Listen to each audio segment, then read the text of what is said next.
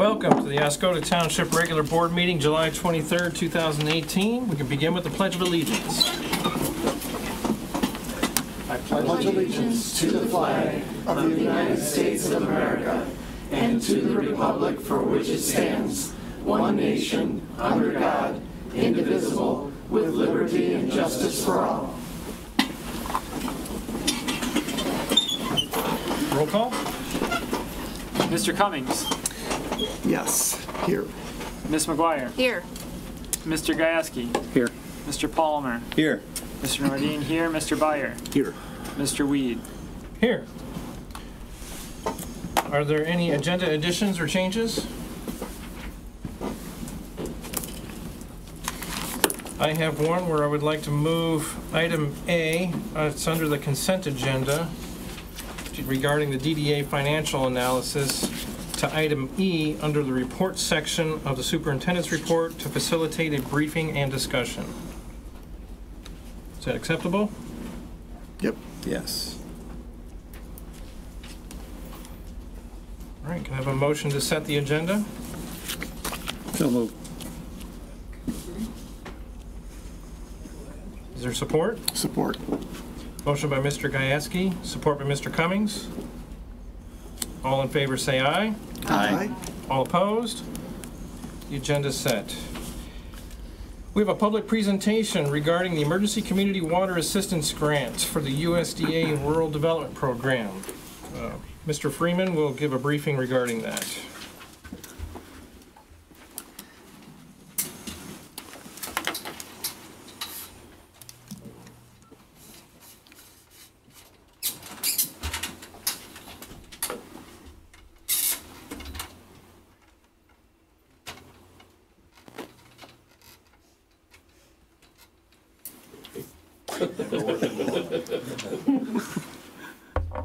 Need an engineer to figure that out. Yeah, exactly.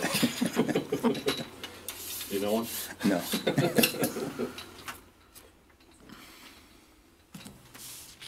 Yeah, it's gonna be stupid.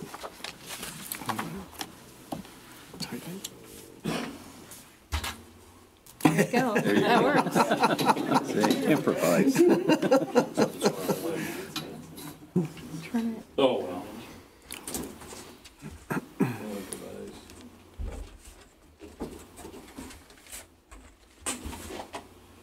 We'll go that way.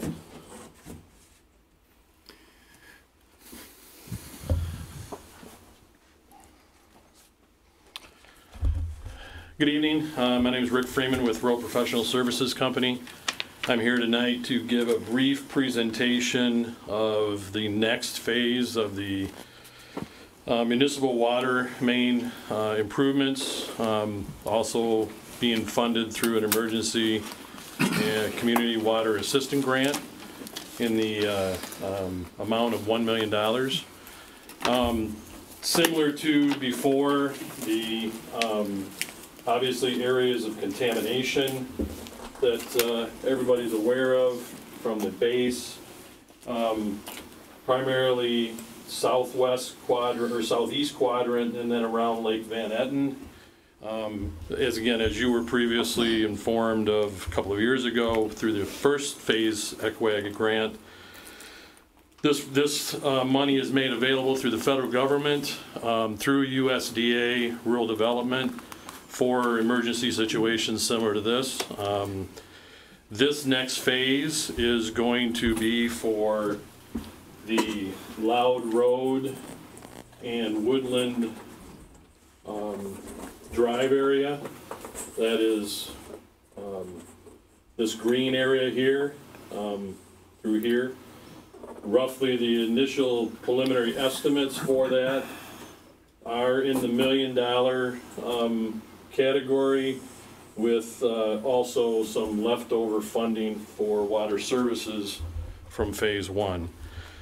The program will be to obviously conduct tonight's public meeting, receive any public comment.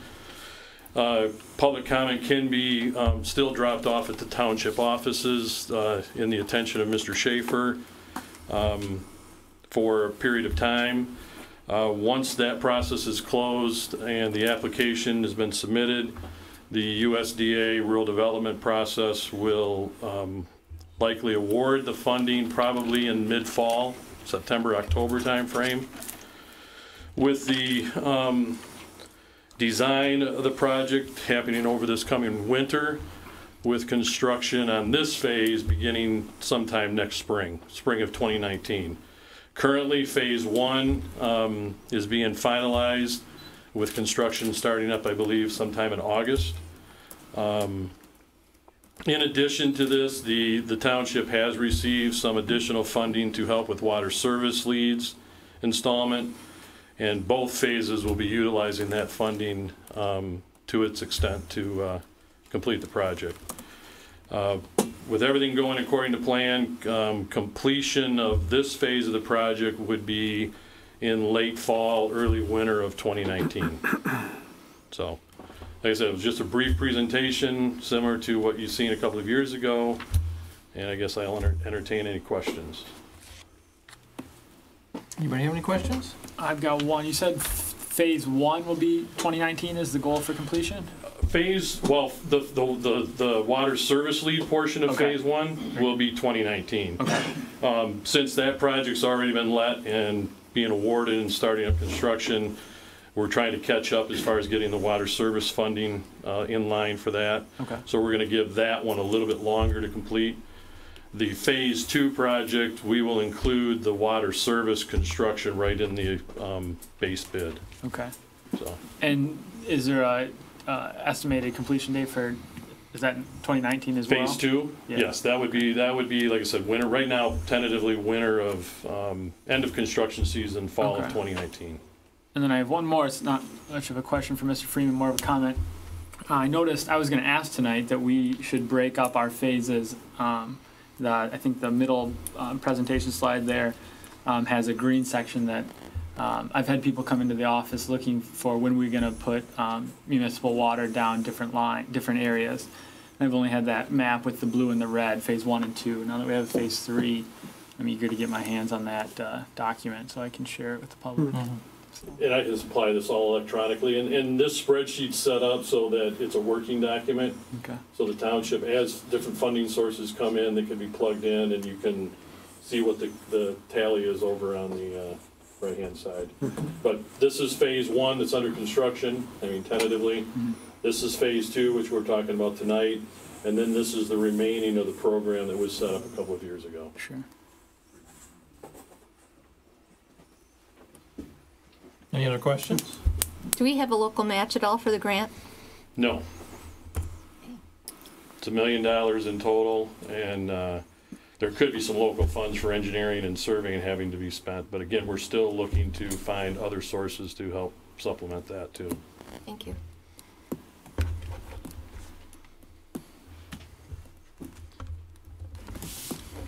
All right. No other questions, then thank you very much. Okay. Thank you.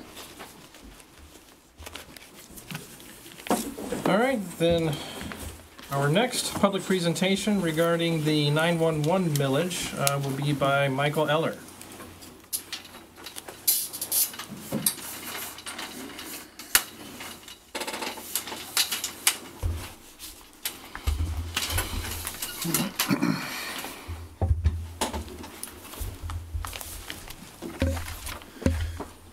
Hello, everyone.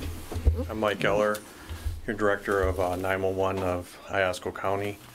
I'm here today to talk to you about the millage that will be on the ballot for August 7th and ask for your support and answer any questions you may have.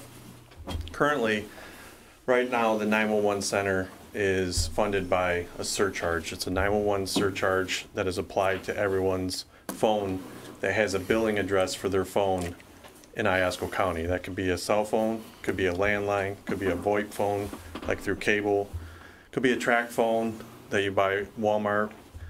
Any phone that is purchased or has a billing address in Oscoda County is assessed $2.10 surcharge. Sometimes track phones, they'll do a one-time fee of $25 when you turn it on. And all that money, all that revenue goes to pay for the expenses or the budget at the 911 center. And that's currently how our 911 center in Iosco County has been in existence for 22 years. The entire existence has been funded through the surcharge with a couple increases every now and then. And all the increases have always passed on the ballot. Our millage, our current surcharge expires July 1st of 2019. So we have to plan for new revenue, new funding before it expires. Looking at that plan, the state of Michigan only allows us to fund our 911 center two ways, well, three ways. One with a surcharge, one with a millage, or the third option is a combination of the two. It's the only way we can fund the 911 center. There's been some questions, can we fund it through the ambulance? Can we fund it through a police millage? Can we fund it many different ways? The answer is no. There's only two ways we can fund it, and that's the millage or the surcharge. We need to increase our revenue at the 911 center because we're currently operating at a deficit. We've been operating at a deficit since 2016, and there's a couple reasons why. Our expenses have increased, like everyone else's expenses increase each year. It's nothing major, but they just have increased. And the other is our revenue has decreased, and the reason why is because the amount of phone devices that are in our county that pay the surcharge have been decreasing each year, partially because of cell phones. There's a lot of vacation homes in our community that used to get landlines, and they're no longer have landlines. So all those vacation homes, they just come up from downstate or wherever they come in Michigan, bring their cell phone, and that's their cell phone surcharge goes to the community that they live in, not in Iosco County. So they're utilizing our resources. They call 911, but we don't see any revenue from those folks. So we needed to look at, because it's expiring and because we need additional revenue, we had to look at what can we do. So when I was, I visited several times with the county treasurer, and we kicked around the idea of the millage. We ran the numbers, and it was pretty obvious, very quick, that the millage was the way to go. The reason why is because our county, when you look at the homestead, the taxable values, you have homestead, non-homestead, property values, and the taxable value for homesteaded property represents 45% of the taxable value in our county. What that means is the citizens of Iosco County, which make up that homestead taxable value, it's only 45%, but they're paying 100% of our revenue. So 45% of the county is paying 100% of our revenue. So if we go with the millage and get away from the surcharge, 100% surcharge, we can tax that other 55%. That can increase the revenue for the 911 center, and in many cases, the vast majority of the citizens in Iosco County are going to see a savings in their annual contribution. Because what we're going to do is we're going to reduce the surcharge from $2.10 per device to 20 cents per device. So it's going to take it from $25 a year per phone. I have 5 phones in my family. It's going to go from $25 a year per phone down to about $2.40 per phone. And then we're going to assess a 6.68 millage on the for the property tax.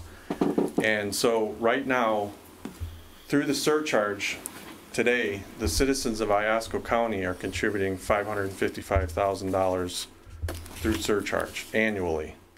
When we reduce the surcharge and apply the property tax, on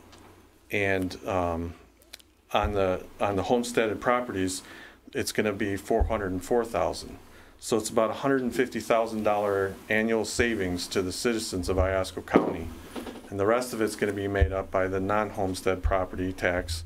So it's going to increase the revenue. and it's going to save the vast majority of the citizens in Iosco County money. And we like I said, I reviewed this plan, came up with the plan, but also reviewed it again with the county treasurer, and he endorsed it. I got a lot of my information from the director of equalization in the county. Fortunately, she was skeptical and double-checked all the numbers, ran a few scenarios of her personal property and scenario, my personal property and scenario, and other people that gave her permission, and it was pretty obvious pretty quick that the vast majority of the citizens were going to save money. Not every citizen, but most of the citizens. And had we stuck with just the surcharge model, and because we need the increase in revenue, if we increase the surcharge, which we can only go to $3, so we raise it from $2.10 to $3, every single citizen would see an increase in their contribution. By going to a mixture of the two, most of the citizens are going to see a reduction, and we will be able to cover our budget. In addition to that, we need to purchase a new radio system, and currently, obviously, we wouldn't have the funds for the new radio system, so there'll be enough revenue to pay for the new radio system for this center, so we can communicate efficiently with our EMS and fire and police officers in the entire county. So I took this, once the equalization director and the treasurer approved it, I took it before our 911 advisory board. Sitting on our board is two city leaders, two township leaders, the sheriff, MSP lieutenant, two fire chiefs, EMS director, and a member of the county board of commissioners. They unanimously approved the plan. Then I took it before the Iosco County Board of Commissioners, and they unanimously approved it and had it put on the ballot for August 7th. So if anyone has any questions or wants to go over the numbers or see if their property, how they compare with their property values and the amount of phone devices they have, you can contact me at any time. Is there any questions now? Yeah. If it passes, when does the new system go into effect? The tax will be levied this December. No. And the surcharge expires in July. Yeah. It will immediately be reduced, and then we will operate off those two revenues. And we hope to, I'm supposed to have a proposal for the new radio system before my next board meeting in August, and hopefully after that I'll have a timing for when we will do the radio project. But that's all pending approval of the millage. How long is the millage for? 8 years. 8 years. Any other questions? Like if it doesn't pass, what kind of obstacles are you facing? Well, we believe strongly that the millage is the way to go. Just in case, we know historically the August doesn't have quite the voter turnout that the November does, so we already have it. If it doesn't pass in August, it will be on the November ballot. We expect it to pass, but if it doesn't, it'll be on the November. The only other option after that would be to do a special election next year and just keep getting the word out and get more feedback. You know, if they're voting no, what is the reason, and can we accommodate those reasons?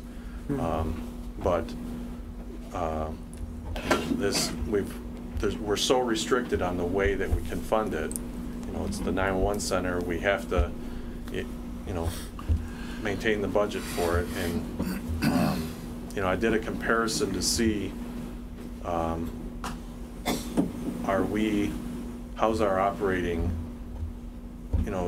expenses compared to other 911 centers. When I compared us to other 911 centers, our size, I had information on, when I say our size county, roughly 25,000 citizens. There's 84 counties in the state of Michigan, when I found the other ones that are our size, we were the fourth lowest in expenses. So, and in comparison, it was a real tight group. You know, the first four were a tight group on the lowest expenses. So we are operating efficiently at our 911 center. Mike, you made a comment about personal property. Am I taking this the right way, that this millage is based on property taxes and surcharges, not personal property? Being a businessman, I'm exempt from personal property. It is homestead, non-homestead, and personal property. Property taxes. Property taxes, that's Right. correct. I just wanted to verify that. Yes, yeah, that's correct. Okay. Any other questions? All right, thank you very much. All right, thank you. Thank you, Mike. Thank you. Good luck.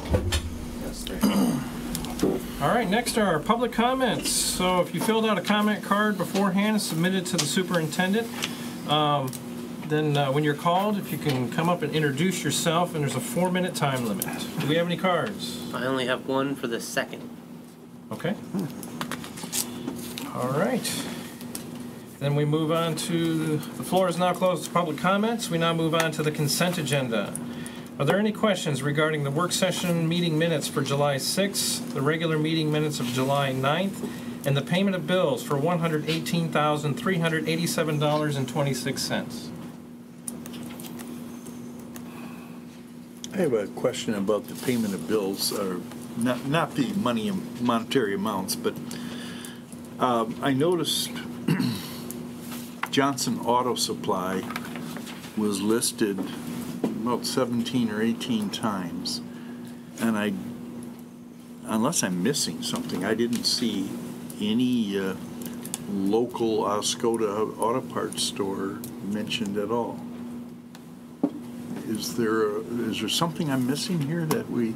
The Napa in town, isn't that Johnson's Auto Supply? Yes. Is that Napa what? in I town. thought Johnson's was. What's the one in Tawas called? It's the same owners. Same owners. Yeah. Okay.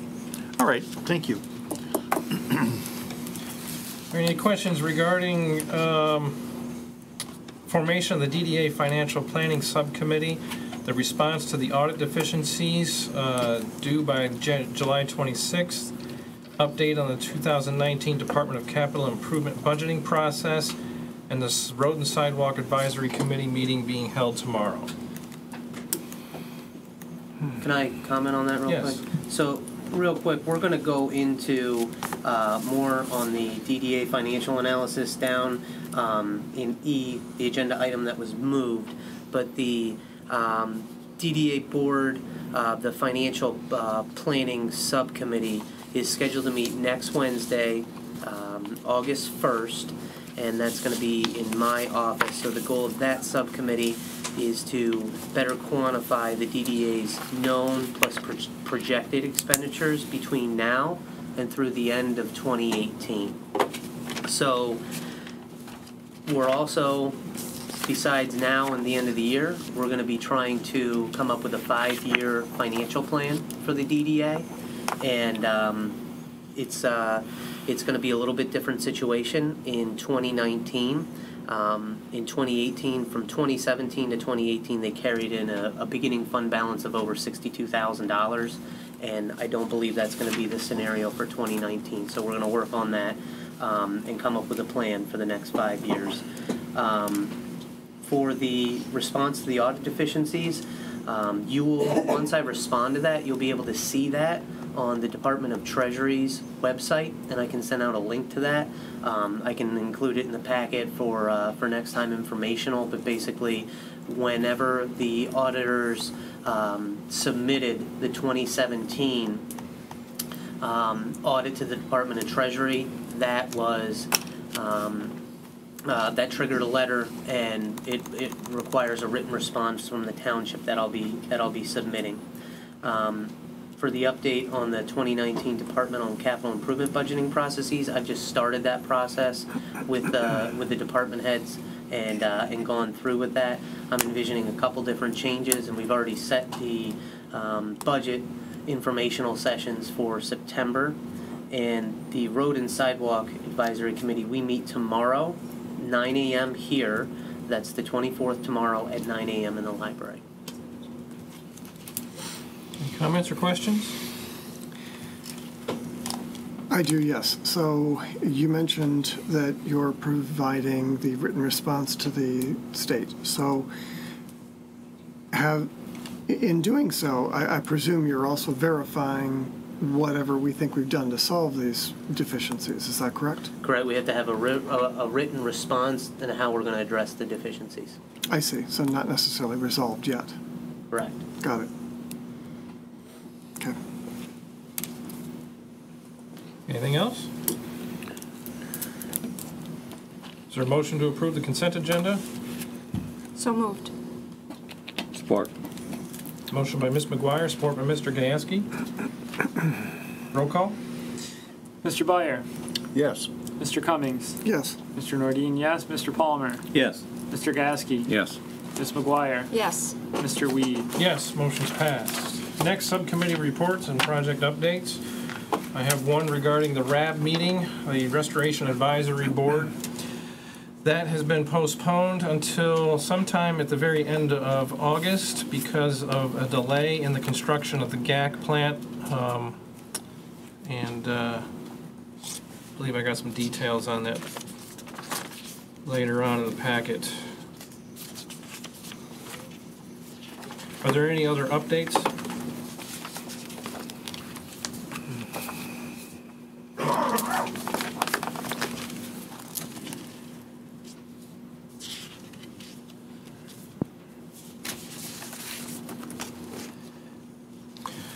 All right, then on to reports. First is a groundwater monitoring well requested by the Air Force at Ken Ratliff Park. All right, so based on our discussion at the last Township Board meeting, the 9th, I reached out to Beckett and Rader for recommendations on the placement of the well. And there were 2 different options in a map in the packet provided by Beckett and Rader, as well as email communications with the request.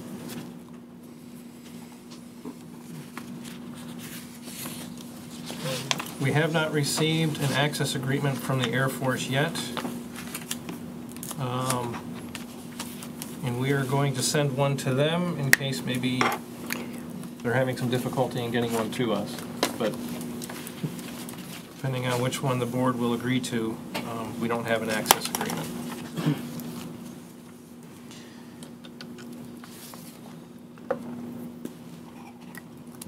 And I have also not heard back from the Air Force regarding alternate locations after I sent them this map that our park architect had sent to them.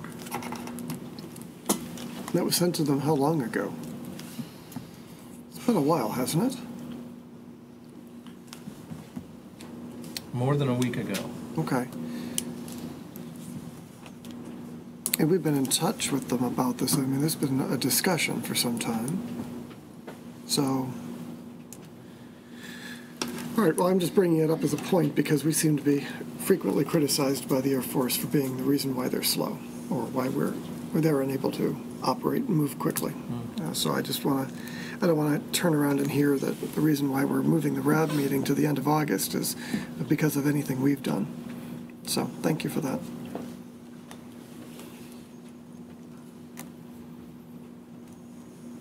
Are there any costs associated with Beckett and Rader consulting on this?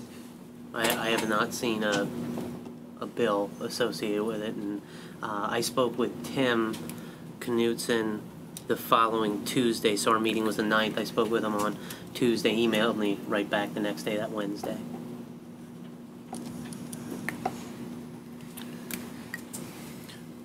All right, so does the board want to take action on this, or are we at a point that we can even take an action on this?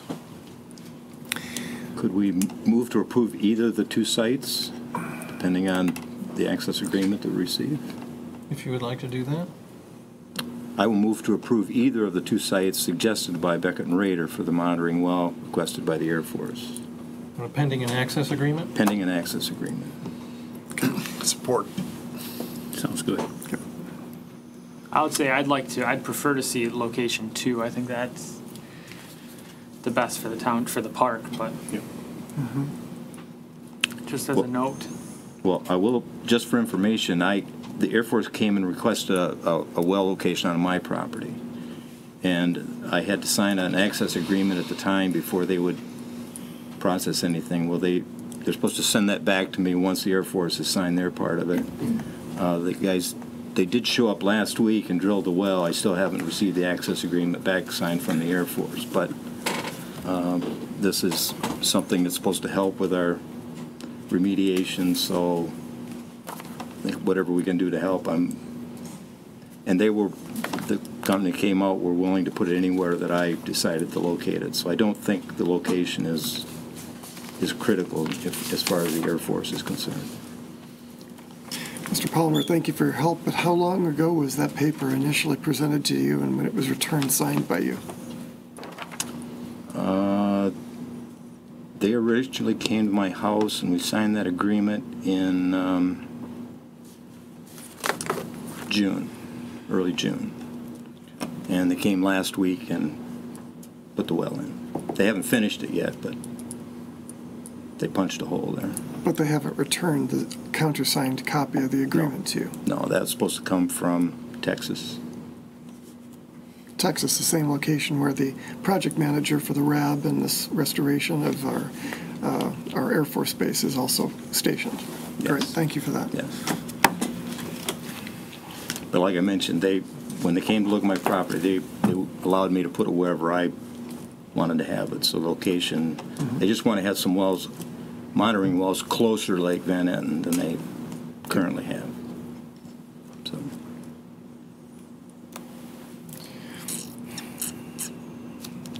All right, motion's by Mr. Palmer, support by Mr. Byer. Roll call? Mr. Gasky. Yes. Ms. McGuire. Yes. Mr. Byer. Yes. Mr. Nordine, yes. Mr. Palmer. Yes. Mr. Cummings. Yes. Mr. Weed. Yes, motion's passed. The next item is labeled the ECWAG Rural Development. This is actually the Michigan Legislative Grant by the MEDC. All right, so the township is working to secure $325,000 in funding to install service leads associated with water main extension projects. These funds will supplement the previous and future emergency and imminent community water assistance grants, or ECWAG, already being utilized by the township in constructing and distribution water mains in Phase 1, which includes Forest Road, Van Etten Dam Road, and North Rose Lane, as well as Phase 2, which is Loud Road and Woodland Drive. These funds will be utilized to install water service lines from the new water main to the residencies and businesses within those project areas. The documents that I referenced that were not in the packet were just distributed, which were basically requirements from the Michigan Economic Development Corporation, and my correspondence with our budget liaison is in there, as well as the project overview, which provides the overall scope of the work, as well as a project budget for the Phase 1 and Phase 2 within the water main extension project. Any comments? In your write-up here for that, and number 3, you indicated that Phase 1 will be completed by December 31st, 2019. Is that correct? Is it Mr. Freeman's explanation of the connections? So what we're going to do is we're going to give the if the construction season associated with Phase 1 is completed by 2018, to get those service leads to the residencies and the businesses, it's gonna go beyond 2018 to get those leads hooked up and everybody in there.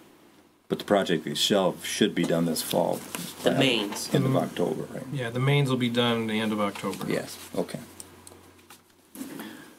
Mr. Schaefer, on page 4 of what you handed to the Yeah. board, the page that says primary contact information, on item number 2, it describes the list of primary work to be performed and associated costs.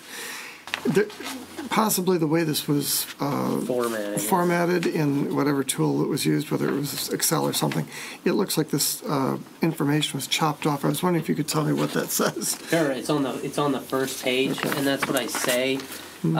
Is box 2 of the PDF Very does not good. seem to be cooperating. So I say phase 1 water service, 30 plus services at $6,000 each for a total of $200,000, and then phase 2 water services, 20 plus services at $6,000 for a total cost of $125.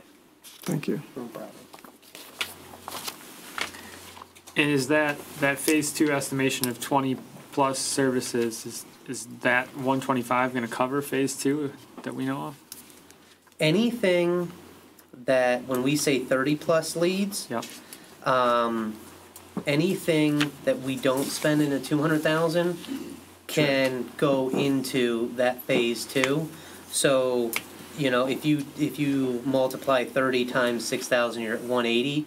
So we're envisioning a little bit of cushion, hopefully to carry into that phase 2.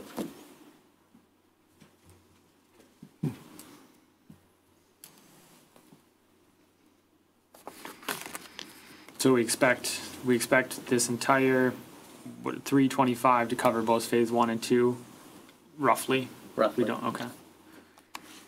Very good.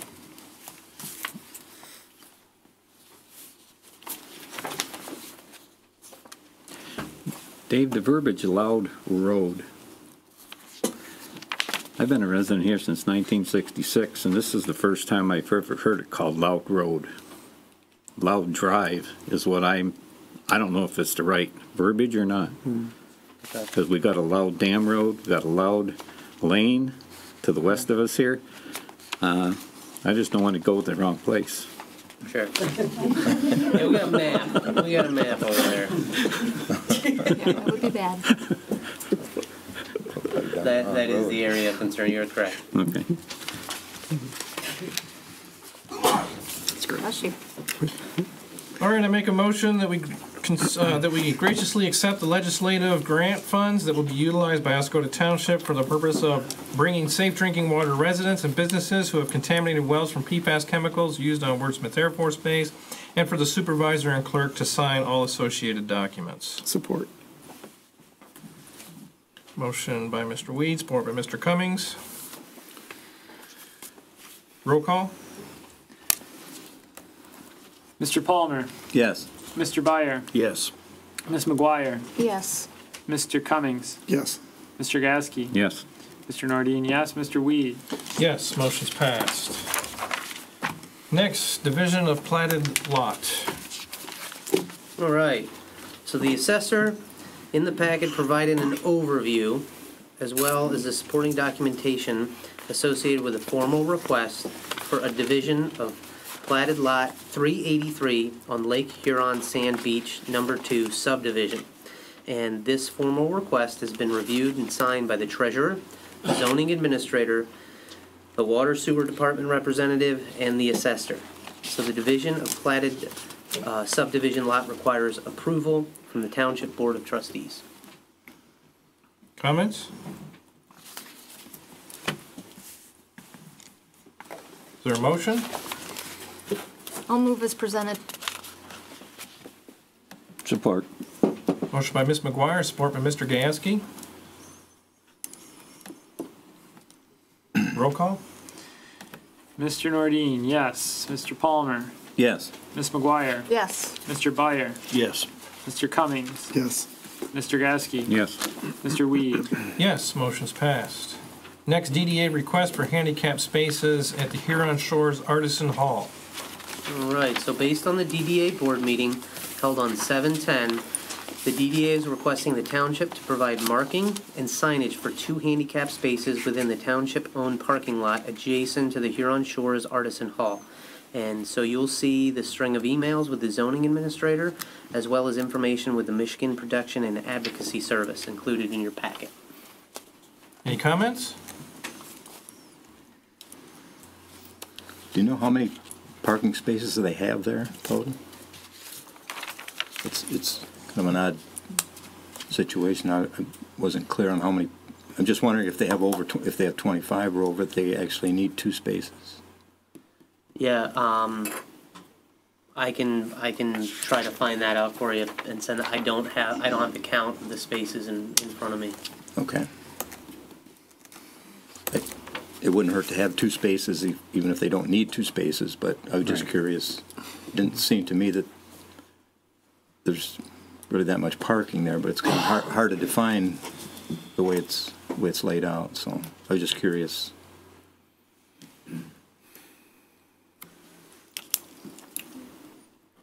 Any other comments? I move we approve the DDA request for this issue with handicap parking. Support. 2 spaces. So. Motion by Mr. Byer, support by Ms. McGuire.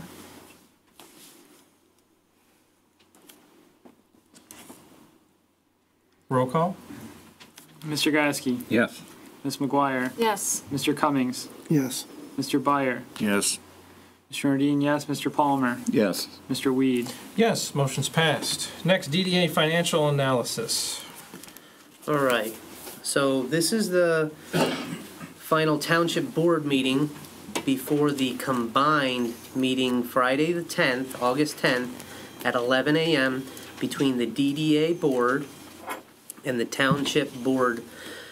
I wanted to provide the same information to the Township Board as was provided to the DDA Board. So I felt that the need to provide the DDA Board with an analysis of Fund 248, which is their fund, to begin the exercise of quantifying the budget adjustment that will be required for 2018. The DDA's 2018 annual budget was $138,450. Through the end of June 2018, the DDA spent $165,166, or $26,000 more than its budgeted amount for 2018.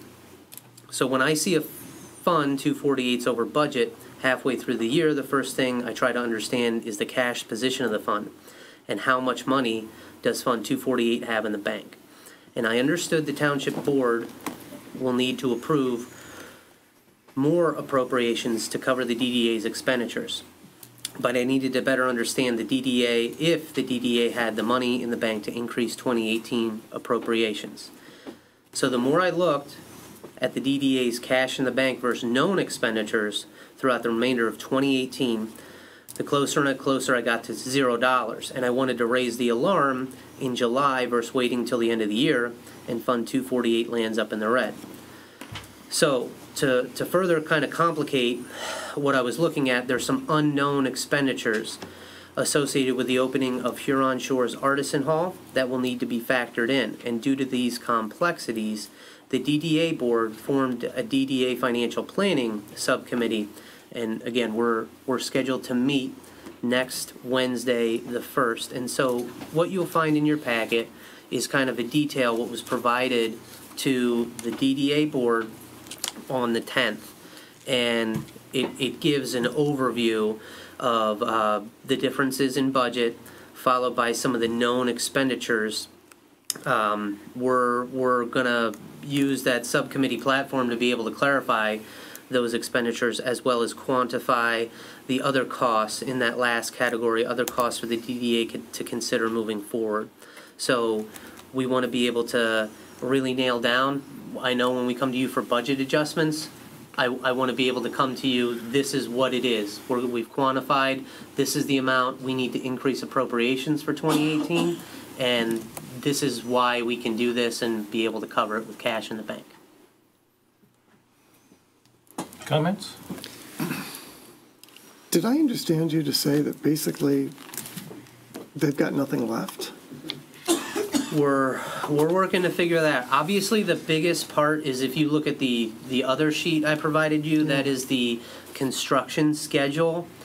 And when I look at the construction budget, the $250,620, earlier, it would have been 2 weeks ago, it was a check was cut to Butterson for a construction of $29,968, and after that payment, there would have been $17,119.50 left, and so that's still obviously an outstanding amount that we're going to be paying the contractor, and so what I was trying to be able to piece together is the minimum required 2018 DDA appropriations.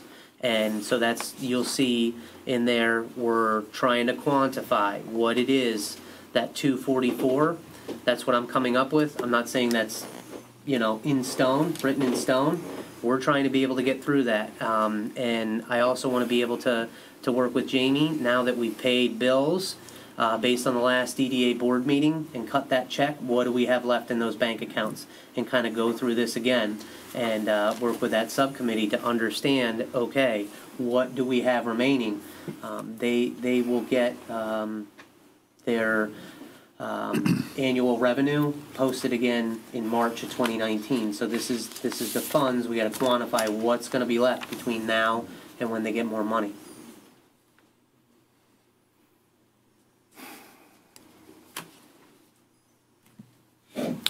Was this a topic in your transition of information from Mr. Stalker to your position here now as superintendent? Not to this detail.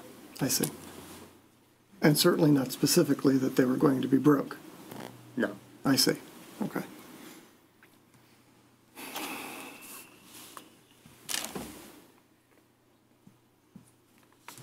Any other comments? I'm just curious, do you have an idea when that final payment will come due? The building's open, so I don't believe he's going to wait too long to submit that final one. I would say over the next couple of weeks we'd see the remaining amount, and if that contract is for that $250,620, generally you don't see contractors leaving money on the table that not to get paid for their work. Right. So through June, they're over budget by $26,716, and then it's say the end of July, another $17,000. Then that would bring that to a $43,000 roughly over budget. And so when July is done, and we have those reports, obviously we'll be sending those out to show kind of the budget versus actual. Okay. So after the end of July and after you meet as a subcommittee of the DDA, the finance subcommittee will have a clearer picture. Because you and I spoke this morning, there's $15,000 for kitchen equipment that's shown as an expenditure in here that's going to net out with a grant, right? So that's going to wash. So this is a loose estimation of the final projection of the final position. So there's still some work to be done and some room to maneuver. That may be and bleak, but correct, it's not set in stone, like you said. It's not, and so what we want to understand. Okay, after we've made those payments, we paid the bills. What do we have in the bank left? What are the known liabilities out there for the remainder of the year? And I want to be able to kind of get a plan. There's models to be out there to, kind of model what your electricity or your gas or water and sewer are going to be for a facility like this, and really kind of put it together. What is the plan? What will we be spending money on between now and the end of the year?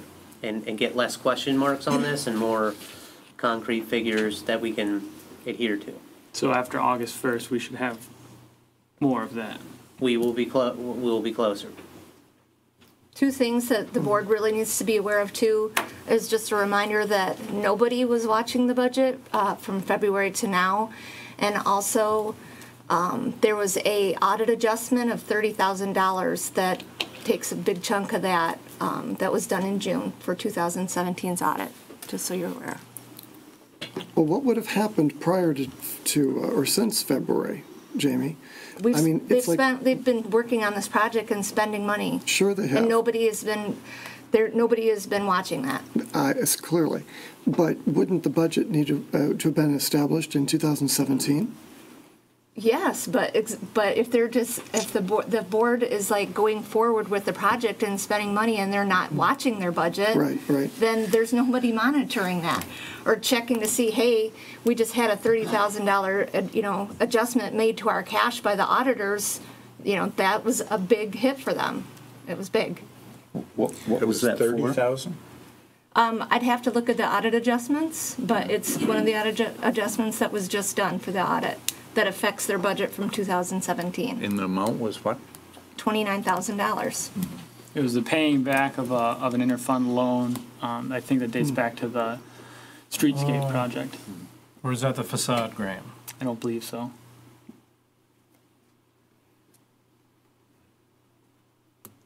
I'd have to get clarification from Jamie, but that was a hit to their cash.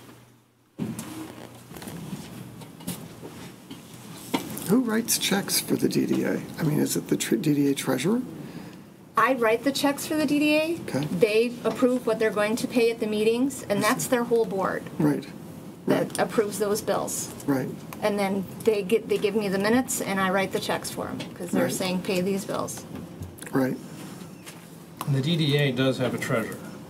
Yeah, which is why I asked. I mean, who's writing the check? So it makes sense that we would. I mean, I remember in prior meetings when we've had comments that I knew we had some responsibility for the writing of checks and the maintaining of the records. But the question is,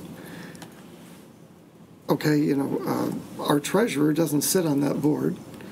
I don't even attend their meetings. No, you I've don't. attended the last couple just because of issues that were happening. Right. So I don't understand what the treasurer of the DDA is doing.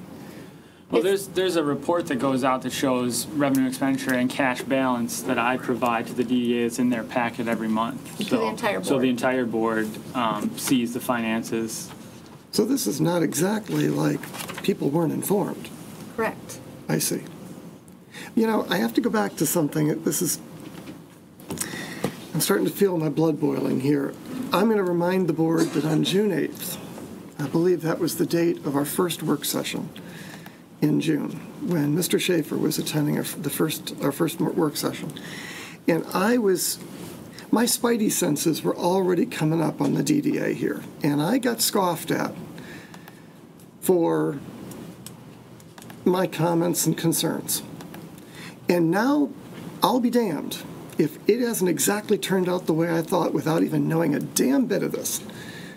But I'm here to tell you right now, we didn't sign up for this as a board of trustees. We didn't sign up for this as a township. The DDA went ahead and decided what they wanted to do, spent the money, and now we're sitting here with their overrun, their negligence. I said in that work session that day, I wanted this board to get information. I want to know whether or not we have any recourse, a legal recourse, to this situation. I think this is absolutely ridiculous. And quite honestly, I'm surprised more people aren't standing here pounding their hand on this board table right now. This is absurd. It is far beyond negligence. It is just ridiculous. It's criminal. I'm sorry. People spending money that isn't even theirs. It's now going to have to come to the township to rescue these people. I'm pissed. And here we are. We're getting ready for a grand opening. Mr. Byer, you were very clear in that meeting. You didn't want this to be coming up and casting any kind of a shadow over the grand opening. But I'll be damned. Here we are. Here we are. Well, like I said, like I mentioned, and this is my opinion. I think that the board voted in February, created a lot of the issues that they're having. There was nobody. Mr. Stocker resigned. The DDA director was gone. And in the absence of that, by state statute, I believe it's a supervisor's duty to do the budgeting. But, I don't know. I'd have to check that. But in a way, this board created that mess. Well, I'm I not will sorry to see that Ann Richards would let go. Let's be honest about that point. So I'm not interested. This is just another thing I'm just saying that tagging there on was to the nobody train there wreck to- that there she was was nobody let go there for the for oversight. cause. So this is not anything that becomes reason why. And we did not have a gap in superintendents. And this, I believe, is a long time coming. Fine. This is not the result of something over the last few months. This is something over the result over the last 2 years. Yes. I Thank you. disagree with So that. to that point, you've had 20 months of being a representative on that board. So 2 people on this board to have 2 positions on the DDA, that's 22% of the DDA. I don't know why we're looking in hindsight saying, why weren't things done? When 22% of this board, 2 people on this board hold 22% of the votes on the DDA. And now we're raising our hands in the air saying, what's going on? We have representation on that board. So Sure, I'll explain that when we get down to that subject line. looking forward to it, but I just hate to see the pointing of fingers to the degree that's happening here, and I'd like to see some accountability. It's been brought up in the past, and I don't want that to be left out of this. I'm just tired of the finger pointing and the when did that occur, whose watch was that on, and all of that. It's upsetting. Yeah, let's not bother confusing facts, right? Hey, I'm all for facts. I'm not for grandstanding and making It's not people look bad. grandstanding when people I'm are not- sitting here just like this. It's been a while This is on the now. taxpayers' dollars. Hey, I agree. Let's go one I'm at a not time disputing here. that. Don't paint me like that, all right? Oh, please.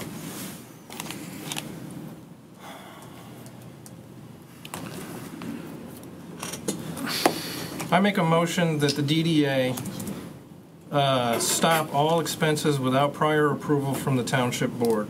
Support. Can we do that? As subordinate- discussed in here, the DDA is a board of the Township. Well, I think we're a little out of order as I found this entire process, and I was going to bring this up later when we get to it under your portion of the agenda. I can't believe some of the things that are being brought forward, this motion, things you seem to be asking for under your report, Mr. Weed, decisions you're asking us to make. I've been asking for a month at least formally to have a joint meeting with the DDA and the Township to talk about these things, to try and come to a workable understanding, to cooperate. And now we're being asked to do things like this. 4 months I've been asking for this. We finally have a meeting scheduled 2 weeks out, and we're going to be making these sorts of decisions preempting that meeting. It's out of order. It's inconsiderate, at least to myself. I feel to the rest of this board, the DDA board. I am struggling with the process of this whole thing. I understand that. I'm struggling too, considering I've not found a financial analysis done on this facility project. And without that financial analysis, without having a projection of funds, I think we're in a crisis situation when it comes to the DDA, and therefore I think we need to have action now until we know what the data is, to know whether it's stable or not. But without that information, I don't think we can risk the chance. I can come around to this motion you've made. I want to be cautious. I don't want to waste taxpayer money. I don't want to be foolish by any means. I can do that. I want a discussion. And I can freeze expenditures until we have that discussion. But I'm tired of getting kicked down the road and having to make these decisions without having that discussion. So I'm all for that. But we need to work together to find a solution to this. That's my thoughts on it. So sorry for interrupting the process here. We can continue on with the supporting. Can I ask, I should know this, and I could take a guess at it, but what is the amount that we are in the red on the community center? Community center usually ends up in the red. What is that amount? Roughly. Roughly 40,000. 40, okay. And we're okay with that. It's budgeted. Do it every year. Yeah.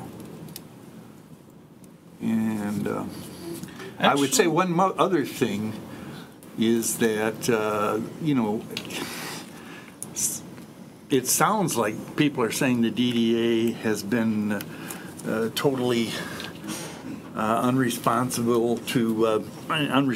to any kind of budgeting process all along.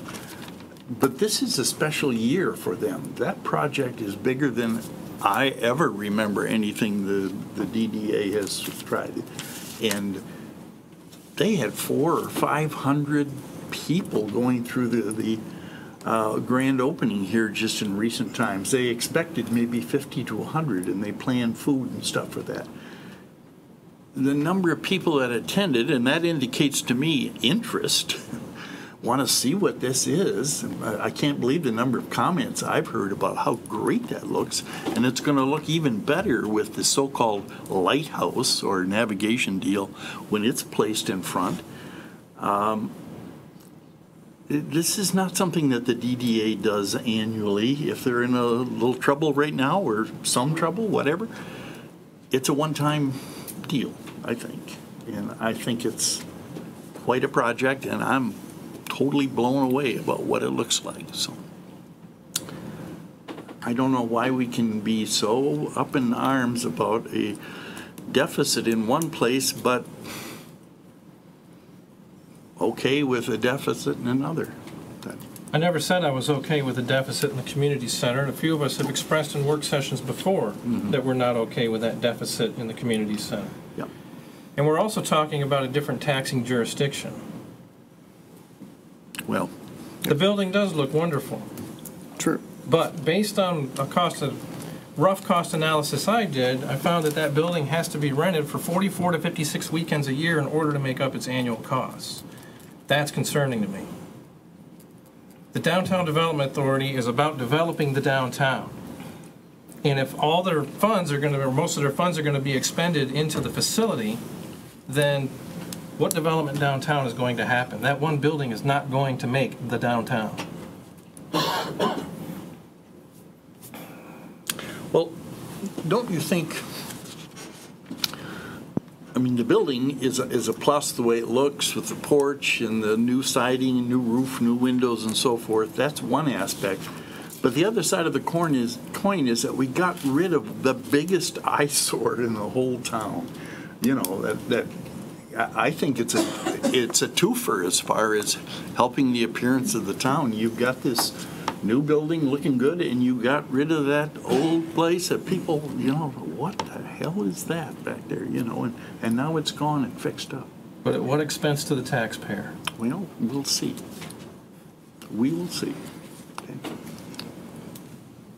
Well, the only comment I would like to make is that I think at this point, with the DDA being over budget halfway through the year, there needs to be some, you know, conservation here of funds that are being spent. I think it'll be great. You form a subcommittee first to look into this. The caution that I would have in terms of putting a brake on any further spending right now is that if we make a motion not to pay any more money to the DDA when the final Butterson bill comes in and we're not allowed to pay that, I believe then he could put a lien on the building, and I don't think we really want to do that. So I think there needs to be some conservatism on the money that's spent, but I'd be a little uncomfortable today saying we're not going to pay any more bills relating to the DDA because we know we do have that one bill outstanding. Now, once that bill is paid, then we might agree to not spend any more after that. But I think we have to think long, you know, a little wider here of what's coming up and what we're facing in terms of paying bills for this market. We know we have that final, or at least we think we'll have that final, unless he decides to donate that amount for the. Right. Thank you, Bill, too. That reminds me, because we can't freeze them all. We have an electricity bill that we pay out of there every month as well. I'm not asking for a complete freeze. I'm asking for expenses to be pre-approved by the Township Board. So if they have to buy some postage, maybe $28.32 worth? I think we're at that point. So, all right, my only concern is then if we don't go ahead and just pay the electricity bill, if we have to wait till a board meeting our board meeting to approve it. Would that be a prepaid like I would do normally then? I could go ahead and prepay that? Or we would actually wait till we approve it? Does somebody else want to make a different motion? Might accommodate those things? Okay. Well, I'd like to point out, I already supported the motion, but I understand your question. The point here is that we were looking for board oversight. That was what I supported. That was it. I wasn't trying to say we wouldn't pay bills. We're trying to put a finger on the arterial wound. I agree. I was at their last meeting, and they were really receptive of that same idea themselves, actually. Oh, that's cool. I mean, obviously, they felt the same way. We got to pay the bills to close that building out. Right. Yeah. Bottom line, no matter what.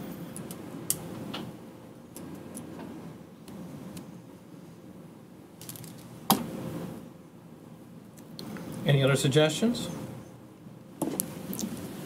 In your mind, does your motion allow for the things that people have brought up just now? Does it facilitate that, or do we need another motion? We would need another motion. Does it have to go to the board, or could it go to the subcommittee since we're meeting next Wednesday? I wouldn't anticipate those bills being in by then. That subcommittee only includes you as one of our board members. But also includes other representation from the DDA board as well. And it also includes Dave Schaefer. He's not part of the subcommittee. You're just going to be the facilitator? Yeah.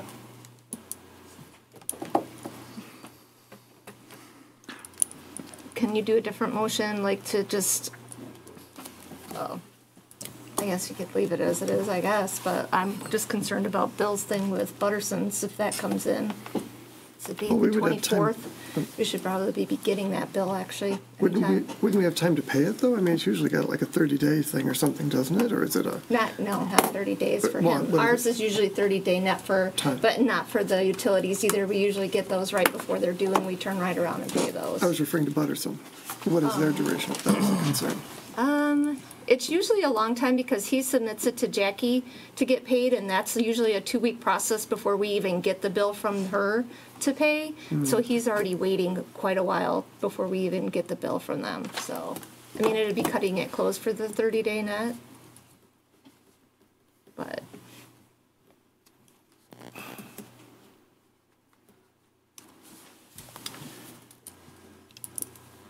I'm willing to amend them. Go ahead. I've got a question for Dave while you're thinking about this. Hey, this is just to close out 2018.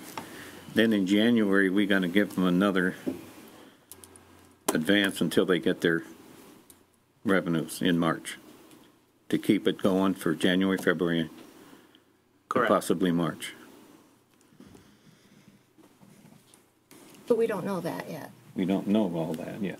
Correct. But, yeah, and the first goal is to quantify what the total budget adjustment's gonna be for Correct. 2018. And then a 5-year financial plan, meaning, okay, what's the new normal as far as revenue? Grant funding, the federal grant funding is gonna be a little bit less, and as well as, you know, you're not gonna have a beginning fund balance as healthy as what you carried from 17 to 18.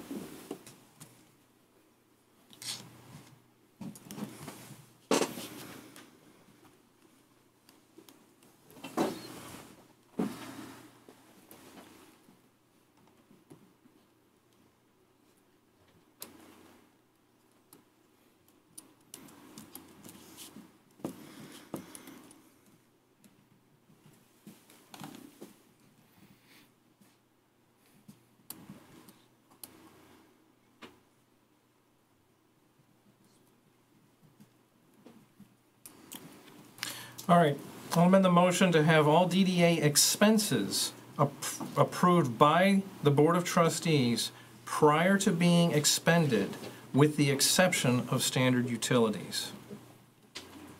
I support that as well, then. Motion by Mr. Weed, support by Mr. Cummings. Roll call. Could I make one comment before we vote? Yes. It's pretty inconsequential in the scope of all this. But when this was added to the rest of the agenda, taken out of consent to put here, I was under the impression it was informational. not actionary. I didn't think anyone had intentions of acting on it, and I approved the agenda under that pretense. So just a point pushes the border of uncomfortability for me. I'm okay with where we're here now, but just to make that clear. You mean, and you do, again, mean all expenses other than utilities? Correct. Okay.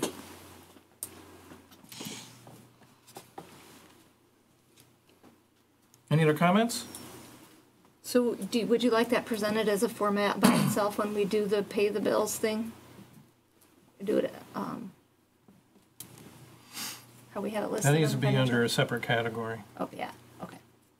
Because I'm saying the expenses have to be approved. This isn't pay for Pay the something, bills. pay for something through credit card or a check, then have it come to the board for approval. This is, we want to spend money on this, will you please approve it? Just FYI, I haven't received my latest statement, so that could be already a, Understood. okay. I think the only thing outstanding on that is the canning thing, and that falls under the $15,000 reimbursement grant still. So we'll be reimbursed for that. I see. Right, roll call. Mr. Byer, No. Mr. Gieske, Yes. Ms. McGuire, Yes, Mr. Cummings, Yes. Mr. Palmer, Yes. Mr. Nordine, yes, Mr. Weed. Yes, motion's passed.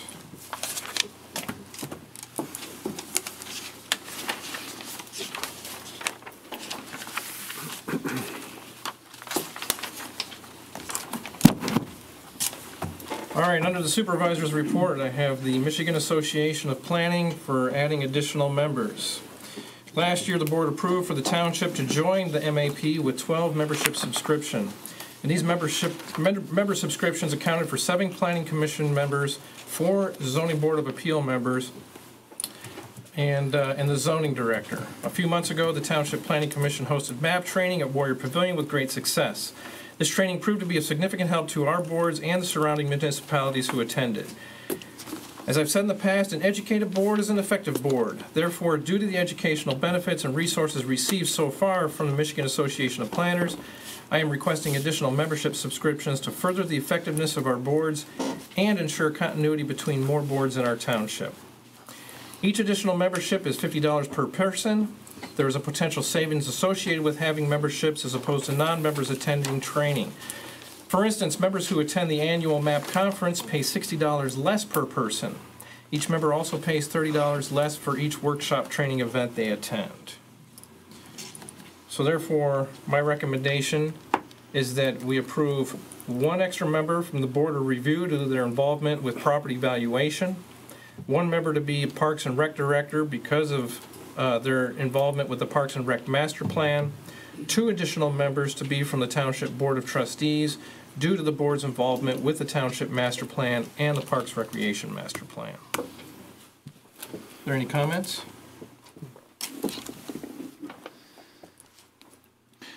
So it's an annual membership, right? So it's $200 Correct. annually.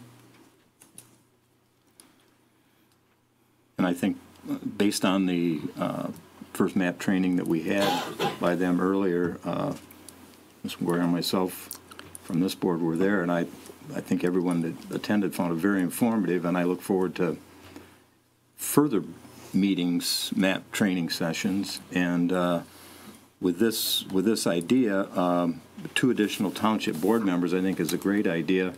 That would only be out of the 6 because I would be included with the Planning Commission, so that would be 2 additional members of the 6 remaining. So I think that would be an excellent idea. I would like to be one of those people. I'd be interested. I see the value here. I can appreciate what we're trying to do. I do wonder about the budget in the zoning department. I believe it's already over budget in this category. So do we have a plan for that to accommodate this? And since we're already so far over budget in this line item? For that line item or the If it's budget as a whole? well, just conference and training, yeah. Budget is just that line item, so just There- gonna move money from From contingency? okay, very good. You Just, want to be a member also? I'd be interested. I'm not gonna. well, just for clarification, that 2 additional members could be anyone. So in other words, you wouldn't have to name 2 particular people. Oh, you can tag in and out. It would just be 2 people from the board. So if, for so you don't have instance, to be one person all the time. Okay. From when I called MAP, they had names associated with those slots, so I'll still do if that's it. the case, then that works out great. if it would just be 2 members of the township board, so if Mr. Nordine or Ms. McGuire couldn't attend the meeting for whatever reason, then we could Somebody else could go. select 2 other people if they were available. Under that, yeah, I could just tag in. So If that's they the don't- case, now if they have to be designated, then that's, I'm fine with either. In thinking, I've got my own budget for education training. I can spend that on zoning, or I can spend that on my own. I guess I'd back down and open it up to a different trustee who, there's education budget out there for them too. But I'm not doing that.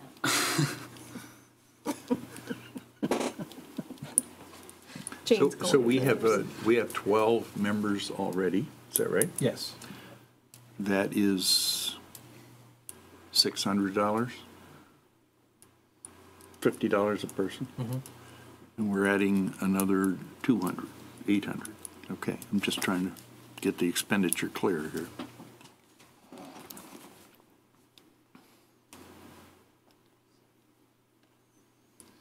Any other comments?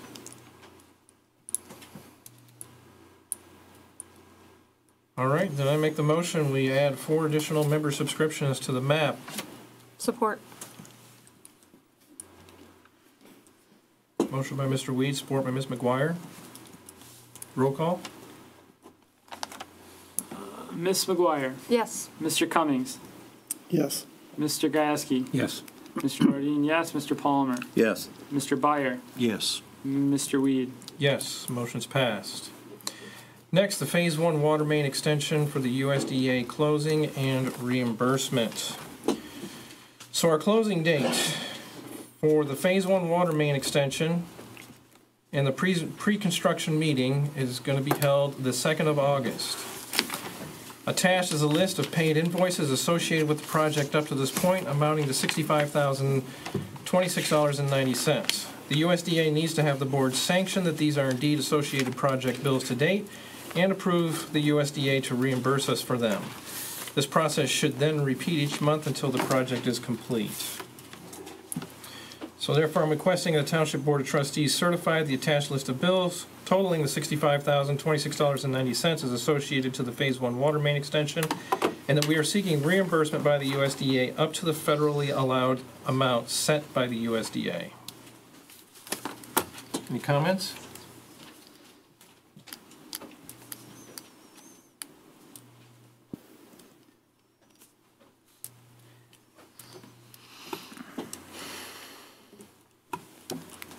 Is there a motion? Also move.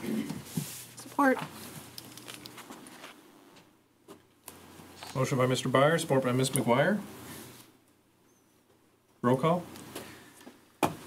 Mr. Cummings, Yes. Ms. McGuire, Yes. Mr. Gasky, Yes. Mr. Palmer, Yes. Mr. Nordine, yes. Mr. Byer, Yes. Mr. Weed. Yes, motion's passed. Next was our Air Force teleconference for the GAC plant installation, progress, and interim access agreement. On the 10th of July, I emailed the Air Force approval to install the manhole access point for the new GAC plant, granulated activated carbon filtration plant. On 11 July, Paul Rakowski contacted, he's the one of the workers on that facility, contacted our engineer Rick Freeman about the details of our storm sewer rates and ordinance. On 12 July, Matt Mars from the Air Force contacted our engineer asking for the same information that was requested the day before. On 16 July, our engineer provided detailed information regarding the analysis on how the user rates were calculated.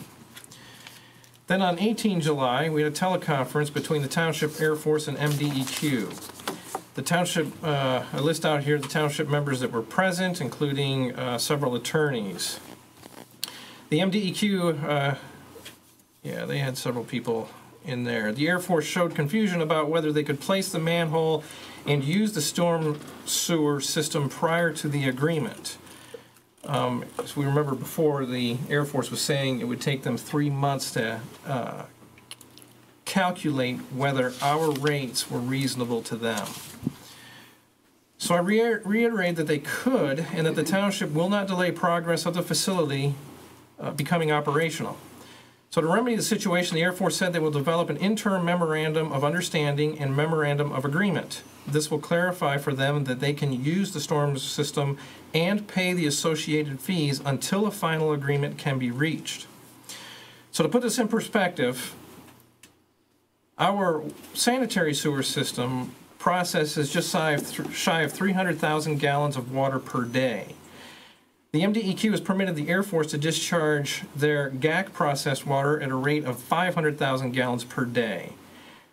Over a 30-day period, this amounts to 8.8 million gallons of water that we process through our sanitary system, and the Air Force will be discharging 15 million gallons of water into our storm sewer.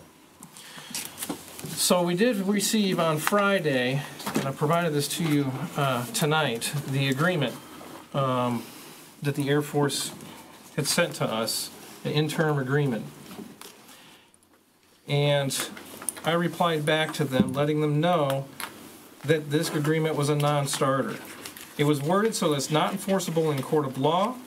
There's language problems associated with payment of charges. No monetary figure was stated. It should reference their signatures being consented to as it relates to other agreements regarding the GAC plant, the manhole, Ratliff Park monitoring well, and the storm sewer water agreement, not just the ordinance. And lastly, it does not provide a timeline. I thought they could have one to us today, and I did not receive anything. That being a timeline? Or another agreement. Okay. The Air Force also provided an update on construction timeline for the GAC filtration project. They said that they experienced delays in being able to obtain a contractor who can install the horizontal pipes within their deadlines. Therefore, it looks as if the GAC filtration plant will be partially mission capable by mid-August by filtering just the Arrow Street groundwater extraction field, and then fully mission capable by 31 August in filtering both Arrow and benzene extraction fields. The MDEQ expressed displeasure with the delay, but they agreed to the 31 August deadline. The land surveys are still needed. We still need those land surveys to fulfill the easement requirement that the Oscoda Wordsmith Airport Authority and our board have required. But that is not expected to delay the project. Any comments or questions? Yeah, I have a comment on this. At our last meeting teleconference with the Air Force, they expressed the idea that they understand they have to pay something. They just simply have to take our ordinance and review the dollars that we've come up in terms of what they're obligated to pay. According to them, it's stated in statute what they're required to pay, but they have to review the statute because it's different for every single situation. The problem I have with this memorandum they sent is under the agreement, under B, the last sentence, it says, authorized charges to the township, commence payment of the authorized charges, if any. Well, that leads me to believe that they may think there's some way that they can get out of paying anything at all, when in fact at the teleconference they said, no, we're required by law to pay something. We just have to determine what that amount is. So those two words in here make this suspect to me, that why they would even include that in there, any charges, if any. I don't understand that. Those two words make this whole memorandum troubling for me, because that was not what we talked about during the teleconference. They admitted that they had to pay a fee for the use of our storms. We actually tried to get them to take over ownership of the storm sewer. We would give them the township stormwater sewer in that situation, and they're not interested in that. But they said that under statute that they have to pay something for access to our storm sewer. And so by putting those two words, if any, charges if any, that doesn't fall in line with anything we talked about at that teleconference. That's troubling to me. Any other comments or questions? Seems to be. My memory could be failing me here. Are these parties you've been speaking with on the phone and whatnot? These are the same people who are usually involved in the BCT meeting. Some of them. Okay. It seemed to be efficient to. I know it's not of our own doing that we don't go to those meetings, but is it a reenactment of that meeting in some ways or no? No. No. Okay. No, we were kicked out of the BCT meetings for asking questions. But then those same parties will meet with us in this format, but not that. Right. Correct. Is that okay? Right. Yep. Is it something? Dealing with the Air Force. Yeah. Is it something worthwhile pursuing rejoining the BCT meetings as a matter of efficiency on behalf of the agencies? We've talked to our congressman about it. I don't know what action's taken place in there, but so far we have not been re-invited. Okay. And BCT stands for, I don't remember, but what is it? Uh, Base I'm closure. sorry. BRAC closure team. BRAC cleanup team or BRAC closure team? That's been a little confusing. Base closure. Yeah. Okay. or Base closure team, something along those lines. But their function is to discuss the progress of remediation on Wordsmith, and it's been going on for a couple decades. Several. And the two questions I asked that got us kicked out are you maintaining your records in accordance with Air Force instruction, and why are you treating 50 parts per trillion as nothing? Because they literally said, it's 50 parts per trillion, which is pretty much nothing. Mm-hmm. And then we got an email a few days later that said, You're not welcome back. my words, don't come back.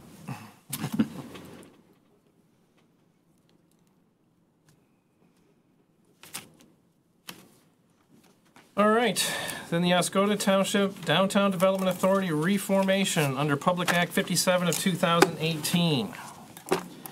This is going to be probably pretty lengthy here.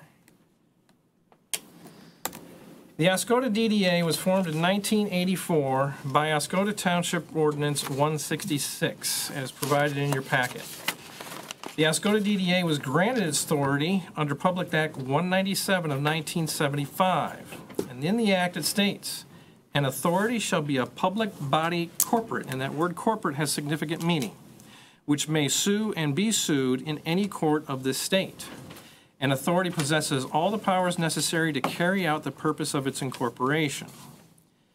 This means the DDA was to be formed as a legally separate unit of government. The term legally separate, as defined in the definition of the financial reporting entity by the Michigan Committee on Governmental Accounting and Auditing Statement number 4 of 2005, means an organization has separate legal standing if it is created as a body corporate or a body corporate and politic, or if it otherwise possesses the corporate powers that would distinguish it as being legally separate from the primary government.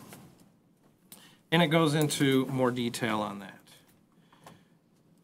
For several years, our auditor reports have included statements like this one from the FY fiscal year 2017 audit report, which is the township's component units are the Charter Township of Oscoda Downtown Development Authority and Oscoda Wordsmith Airport Local Development Financing Authority.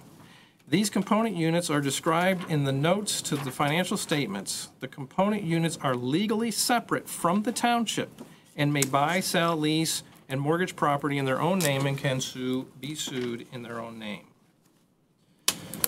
So, my position is, as supervisor, is mandated to sit on the DDA board.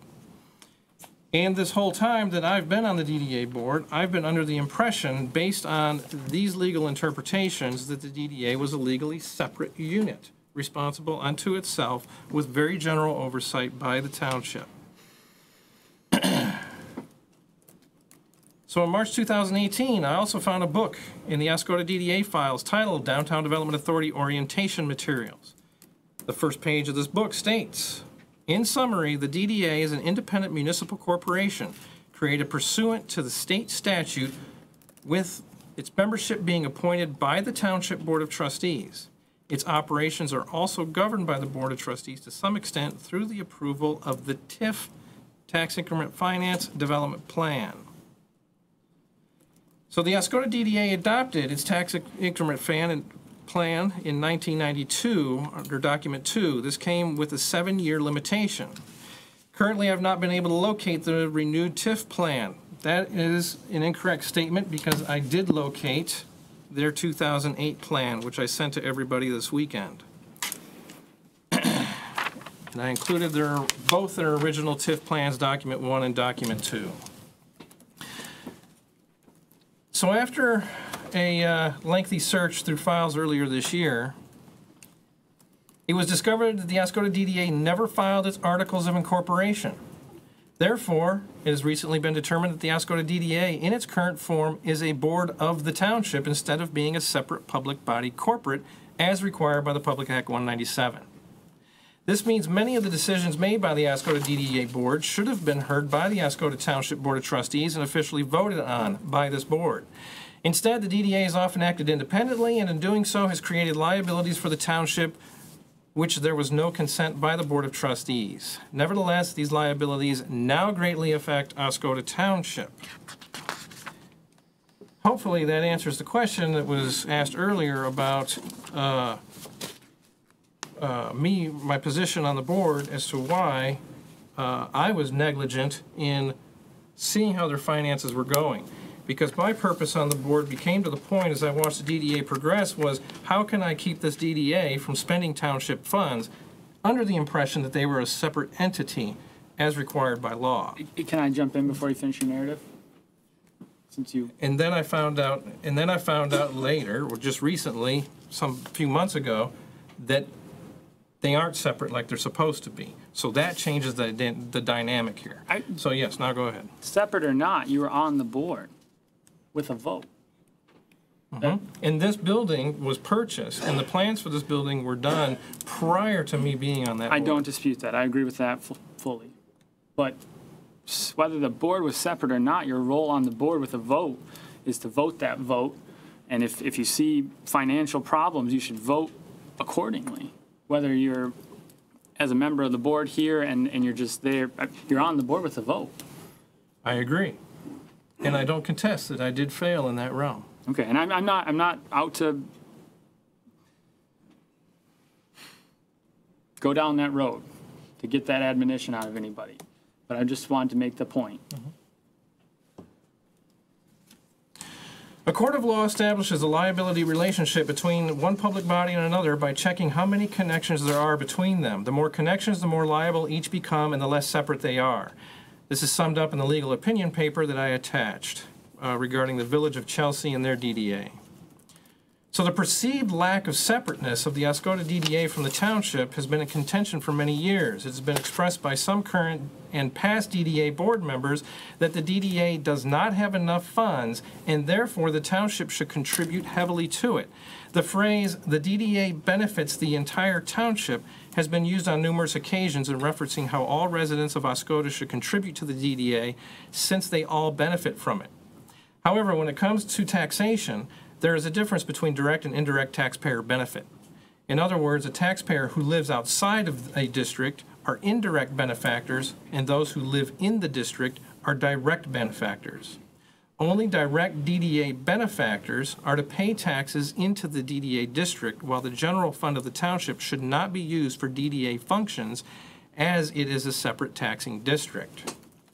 When the issue of separateness has been brought up by myself at Oscoda Township Board of Trustee work sessions and Oscoda DDA meetings, the current Oscoda, or the past DDA director and a few Oscoda DDA board members have asserted that the Oscoda DDA is functioning in the same way other DDAs function.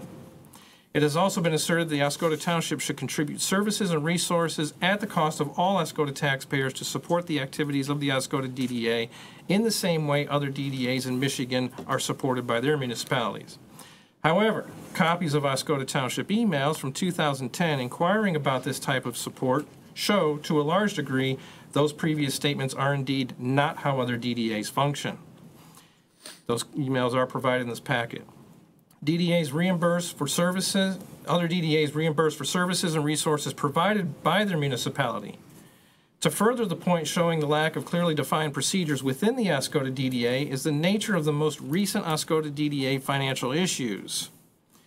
The issue and the lack of current TIF plan, which again I do have the current TIF plan and I will go into that, both compound the problems associated with the lack of planning, forethought, project management, and direction. So during my time as Oscoda Township Supervisor, I've conducted extensive research about downtown development authorities throughout Michigan and associated laws. I have found deficiencies in the Oscoda DDA functions that stem from confusion and the lack of clearly defined fiscal and operational procedures. I have also found that the new DDA Public Act 57 provides for these clarifications that the older Public Act 197 does not. For example, responsibilities of liabilities between the municipalities and the DDAs are clearly defined in the new act. Based on my research, I've concluded the Oscoda DDA can be a success if it is reorganized and made a separate public body accountable unto itself with general oversight of the Township Board of Trustees as allowed for by law. In addition, the Oscoda DDA forming its own articles of incorporation. They should implement detailed procedures and policies governing all aspects of its operations. I'm going to go into their new TIF, or their most recent TIF plan, before I get into my recommendations. So in this TIF plan, which was approved in 2008, is a 20-year plan. We are 10 years into this plan, halfway through it. In all of their TIF plans, it is stated, the purpose of this development plan and tax increment financing plan is to enhance the quality of life for the residents of the Charter Township of Oscoda through improving the economic viability and revitalization of the downtown district. The objectives of the Oscoda Township DDA so as to carry out the objectives of the Township Oscoda DDA so as to prevent future deterioration of the development area while preserving its unique character and promoting economic growth to benefit all businesses and taxing units located within the benefited by the development area. So, has this been accomplished at any point in the 30-some years of existence? The DDA's Board of Directors, it says here on strategic planning of this TIF, the DDA's Board of Directors biannually analyze in detail the downtown priorities. I cannot find where this has ever been done for this TIF plan, and it definitely has not been reviewed in the last 2 years. It is clear it is not being updated, as I will point out soon. A serious lack of responsibility on the part of DDA management and the lack of this oversight and review is not in the best interest of the taxpayers. So it further states the DDA coordinates and cooperates with various departments in the Charter Township of Oscoda, and there has been a lack of coordination between the departments, including the DPW and Planning Commission. So there's a description of existing improvements to be taken care of in this 20-year plan.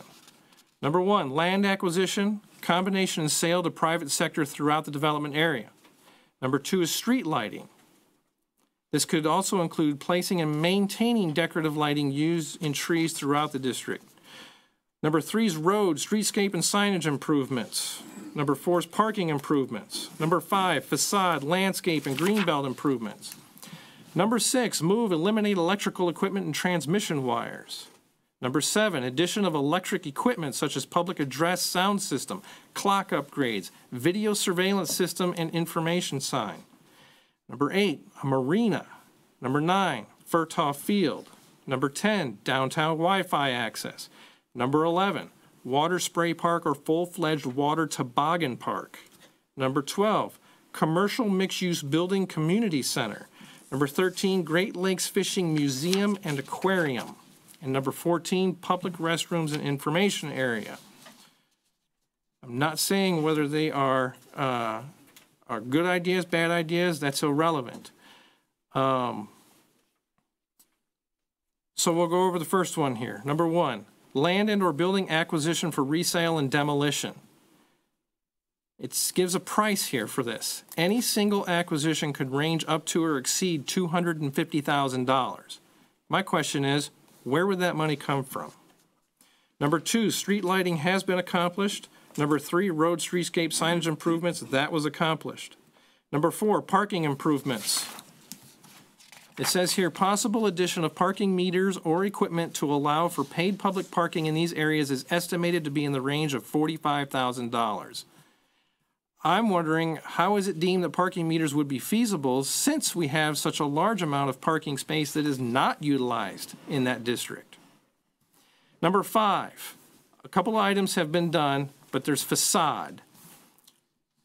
So in the facade, it's the appearance of individual buildings establishes the visual character of a downtown and plays a major role in the overall appearance of the downtown and marketing success of the DDA district. Very true statement.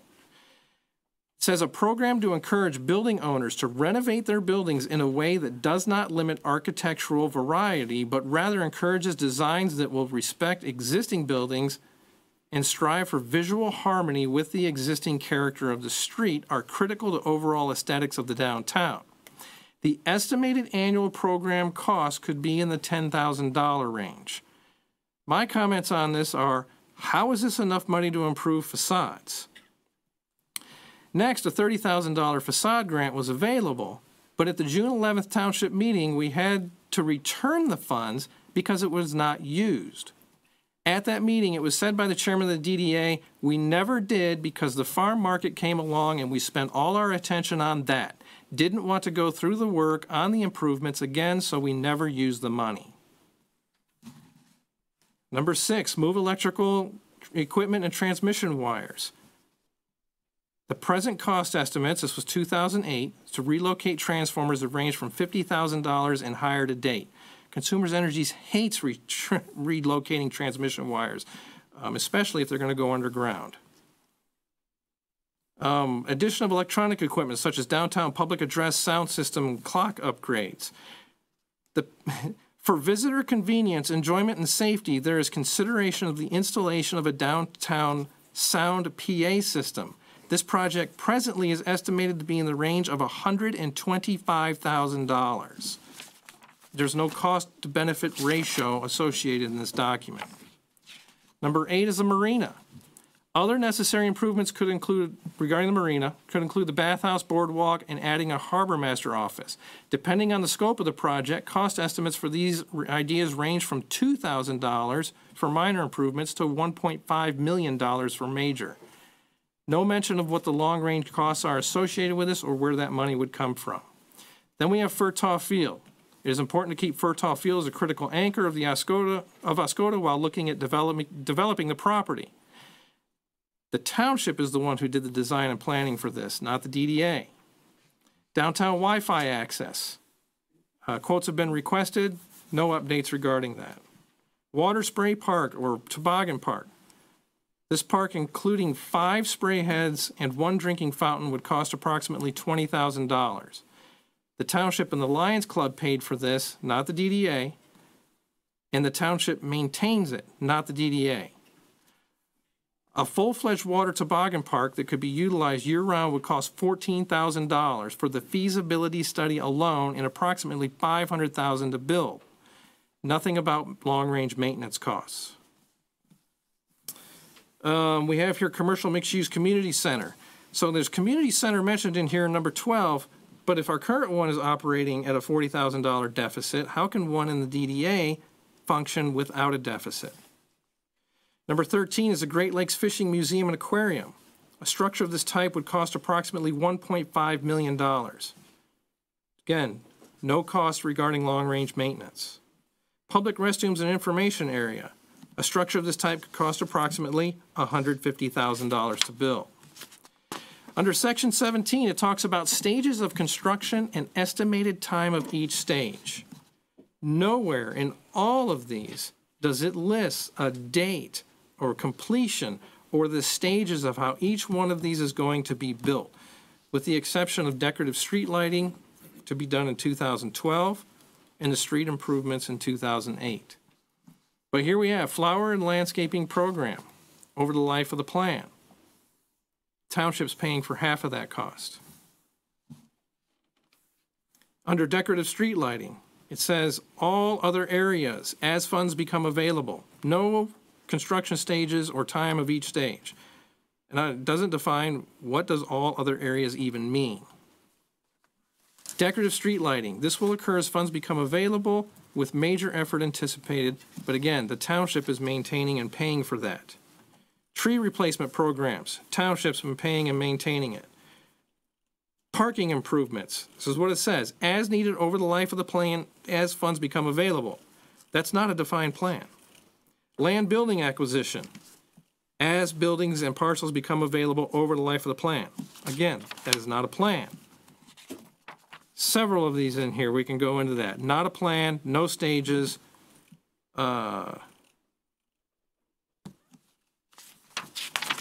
So, under all of this in their 20-year plan, they have a revenue projection. I understand this was made up prior to the crash, but in 2018 they estimated their annual income to be $64,000 a year. Over 20 years, they estimated $1.389 million would be brought in by their tax increment plan. But yet they have projects that are well over $10 million to complete in here if you add them all together. When they talk about special assessments in here, ways to gain money to fund these plans, it says the township may issue special assessment bonds. Under township installment purchase contracts, again, permits the township to enter into contracts.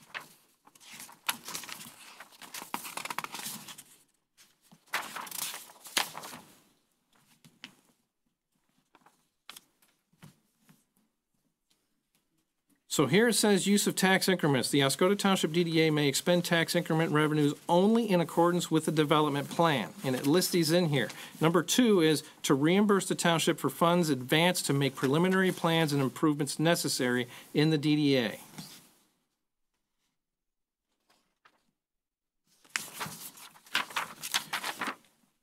So my point of that is that it was not biannually reviewed. 10 years later, it hasn't been adjusted to account for more recent times. So that is why I am recommending the following: that the current Oscoda DDA be dissolved by resolution of the Township Board, effective 31 December 2018. Aaron, can I ask you, are you going to ask us to vote on this after you finish reading these 12? I haven't decided that yet. That's possible. I would like some discussion. So this is going to be a repeat of the February ambush. There's no ambush here. Okay, all right. Number 2, the Township Board approved legal counsel to complete the associated documents for dissolving the Oscoda DDA. Number 3, the Township Board create a new Oscoda DDA by resolution. The new DDA to be formed under the new Public Act 57 and it to be effective 1 January 2019. And that it be mandated they do their articles of incorporation. Number 4, the Township Board take action to have legal counsel complete the documents and filings necessary to implement the new DDA. And this is to include that all liabilities of the previous DDA are to be transferred to the new DDA. The new Oscoda, number 5, the new Oscoda DDA to draft bylaws, defining them as a separate public body corporate with specific procedures of operation, code of ethics, their interaction with the township, inclusion into the Oscoda Township Master Plan process, to define their meeting procedures, to require municipal training and to include financial strengthening processes. Number 6, the DDA to create a 25-year plan for long-range economic development. This is to include detailed and clearly stated goals and the procedures to reach those goals regarding implementation of major economic development within the district. And I keep saying economic development. Number 7, after the new Oscoda DDA forms, it is to create a new TIF plan that considers more current needs of the business climate, projected societal changes, infrastructure improvements, and to consider the residents within the Oscoda DDA district. Number 8, once the new TIF is created and approved by all required governing agencies, the old TIF is to be dissolved and the new TIF implemented. Number 9, that the DDA boundary be drafted to ensure it follows current and projected zoning as defined by the Planning Commission. Number 10, clear definitions for the roles and responsibilities of the DDA board members. Also, that if the DDA elects to hire a director, that the position does not relieve responsibility of the DDA board members of the law or the issues associated with DDA management, operation, finances, and actions. That is included in there because frequently I've heard the term come from some DDA board members, we are just volunteers. I'd like to point out that I don't believe the Lions Club considers themselves just volunteers, or that the Rotary is just volunteers, or that the firefighters are just volunteers. These are volunteers who swore an oath to uphold state law. Number 11, the DDA is to carry their own insurance policies, because right now, well, we've been pretty much covering them. Number 12, projects implemented by the DDA are to be the long-term responsibility of the DDA. Again, that's in there because I've heard the comments of pretty much we'll just set up things and then the township will take care of it from there.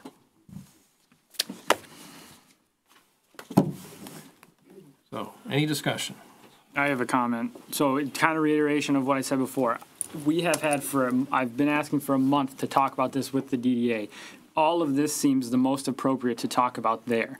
I have comments for and against almost everything you've laid out here in your narrative, and we would be here a long time talking about all that. I think all of this, what you just said, my thoughts are best addressed at that joint meeting with the DDA, where the sole focus of the meeting is this. Again, I think it's inconsiderate, at least to me, I feel, having requested this multiple times, I think it's inconsiderate to the board and again to the DDA. I think there are much better ways to go about this than what we're coming up towards right now. A question I have is, what of these have you addressed from within the DDA? Going back to the point I was making earlier. You have an inside track that if I had these issues, I wouldn't be able to take. And you're on that board for a reason, to be able to affect change from within the DDA. What of these have you brought up from within? What I have brought up is regarding policies and procedures. I said you need to develop policies and procedures on how you're going to operate this facility. And the comments gotten back were, well, we don't know. We're just learning this. We're just figuring this out. And I said, well, have you checked what other places are doing? Because we're not the only ones doing this. Why reinvent the wheel here? And they said they wanted to have a contractor run the building. And I said, well, you need to have a detailed contract drafted up. And, well, the contractor just needs to be flexible because we don't know exactly what we're doing. We have to figure this out. The contractor needs to kind of flow with us. I said, you can't do that. A contract has to be detailed, and it has to be able to hold up in court in case something goes awry. The return comment is, well, Aaron, you're making this more difficult than it needs to be. So that is at the DDA meeting or one-on-one conversations? That was one-on-one. Okay, so again, I asked. Other than saying about policies and procedures of the facilities, that's okay. I can't believe this wasn't addressed at the DDA level before this type of presentation comes to us. And those concerns you just relayed that have been brought up to the DDA seem to just scratch the surface of what you relayed here to us tonight. And overall, with this whole process, my problem is that we as a board, and I say we, I find us historically saying and doing rash and inflammatory things and making rash judgments. We as a board, the comment came out of this board a few months ago that the DDA didn't exist because they didn't have articles of incorporation. Well, now at this meeting, I'm being told not only do they exist, they're an arm of the township. And I just think we're so rash and that we don't take the best avenue to cooperate on these things. I don't find those situations to be furthering. I find them to be confusing, and I can't imagine what people looking in from the outside think. I don't see paths towards solutions and progress in things like that. And I think that this tonight is just more of the same. I don't see ways we're going to come to a cooperative solution with stuff like this. And I'm just astounded that it's being brought as an action item when we have this meeting that we've been planning for just less than 2 weeks away, that we can talk to the DDA about and cooperate to find a solution. And we're being asked to potentially make a decision on this tonight. Is just, I don't have the words. And this isn't the first time I've felt that there's been unfortunate timing or out of order process, and it's just on different issues, and it's frustrating. And like I said, I have many thoughts and concerns on this subject, and I think they're best served to be talked about at that work session. And that's all I have to say for the moment. I would hope that we don't go diving into the details, but well, I guess we'll see.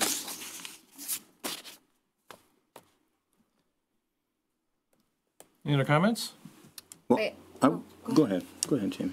I understand the urgency with everything that's happening. I share a lot of John's same sentiments. Aaron, I appreciate your time and effort in putting all that together. I know that it's been a lot of time for you too, your personal time, and I get it. I do feel the same way though about what John is saying about we've been talking about getting together with the DDA actually longer than a month. It's been way longer than that we have been asking to, as a board, individually saying, please, let's sit down with the DDA and talk about, what is going on for the last couple months at least. And so I would hate to see us make a decision tonight on any of this stuff until we can actually sit down with the DDA board and see what their expectations are. A lot of them, I attended the meeting the last time, and a lot of them really didn't say a whole lot, which I thought was very odd. I mean, we have a lot of dialogue, sometimes it's not the best, but at least we're talking. And I think that it just would serve everybody, all of Oscoda, all of the citizens, if we can sit down with the DDA board and try to work through some of the issues. Agree. Bill? I would just like to say that I've gone through and reviewed all of the documents that I could find regarding the DDA in terms of Ordinance 166 that they passed in 1984. And I think we have to understand that when they set up the DDA in 1984, the Air Force Base was still air functioning, rolling along. They set a tax increment financing authority in '89, and then, of course, 2 years later, the Air Force announced that they were going to be closing Wordsmith. So that threw a real monkey wrench into the DDA's plans. I certainly understand that. But in reviewing that, I noticed one thing, that in forming the DDA, the township made a loan to the DDA of $17,000. And in the DDA's goals and objectives, if you want to call it, their number one priority at that time was to repay that $17,000 loan. Now, that's been a good long time ago. I'm assuming that that $17,000 was repaid. But it goes to the point that they understood what was involved. And in that ordinance that was passed by the township, it stated that the DDA would be a body corporate. That was in the wording of the ordinance that was passed by the township board at that time and agreed to by the DDA when they were being formed. Now, a lot's happened. It's been 34 years they've been operating, apparently not as a body corporate, but as an extension of this board. Personally, I don't know that we have to make a decision tonight, but I think what we have to keep in mind is we have a good opportunity here because of the new legislation that was passed and signed by Governor Snyder in March of this year and goes into effect January 1 of 2019, which basically reorganized the Downtown Development Authority Act, Act 197, that was passed back in 1976. So I think the idea that's been presented here to dissolve the DDA on December 31st, reorganize it under the new law and the specifications under that, effective January 1, is an excellent idea. It creates the DDA that was intended to be created back in 1984. And I think we can do that. And I think the DDA has a lot to offer the township. And I think we should seriously consider these points that have been laid out here. Now, do we need to decide that tonight? Maybe not. Probably not. If there's a motion to have a vote, I'll vote along with everybody else. But I think we probably could have a discussion with the DDA itself and go over some of these points. And I think a reasonable outcome can be made from that. I think this is a good opportunity. It's kind of a unique opportunity that we have to reorganize this organization under the new law that will go into effect January 1st. So that's my feeling on it.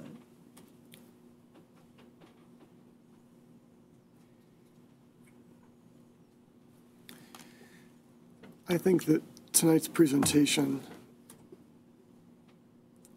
is like trying to eat a whole cow. It's a lot. There's a lot there to digest. There's been clearly some things that I think in there were good. There were good intentions, some things which may not have been. I think it has pointed out that there have been issues, problems for a long term, not just recently. I like where Mr. Weed is trying to go, but I completely agree as well with the concern that we haven't yet spoken to the DDA themselves. I would be in favor of talking to them, having a face-to-face.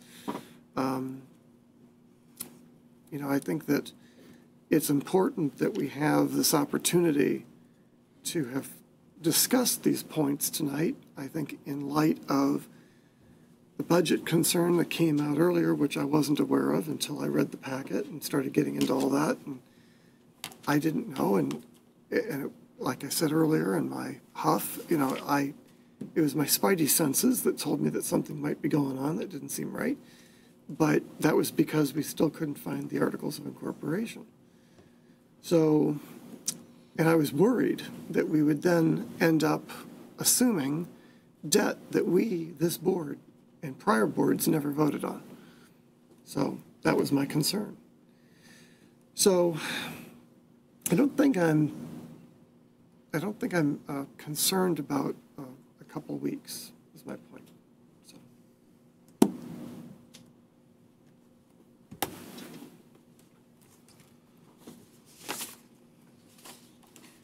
A thought that just occurred to me, maybe this has happened, I know I missed a meeting recently. Do we have to vote formally to approve the work session meeting, or is that something already scheduled? We don't have as a board, have to take action on it?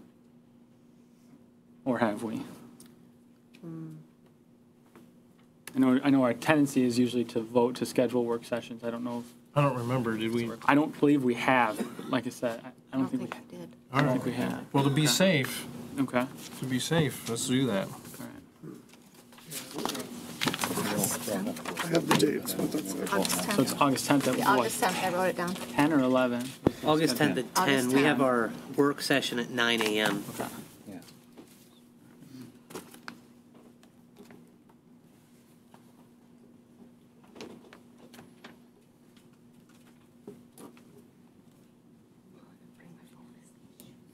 Okay, you want to make a motion for that?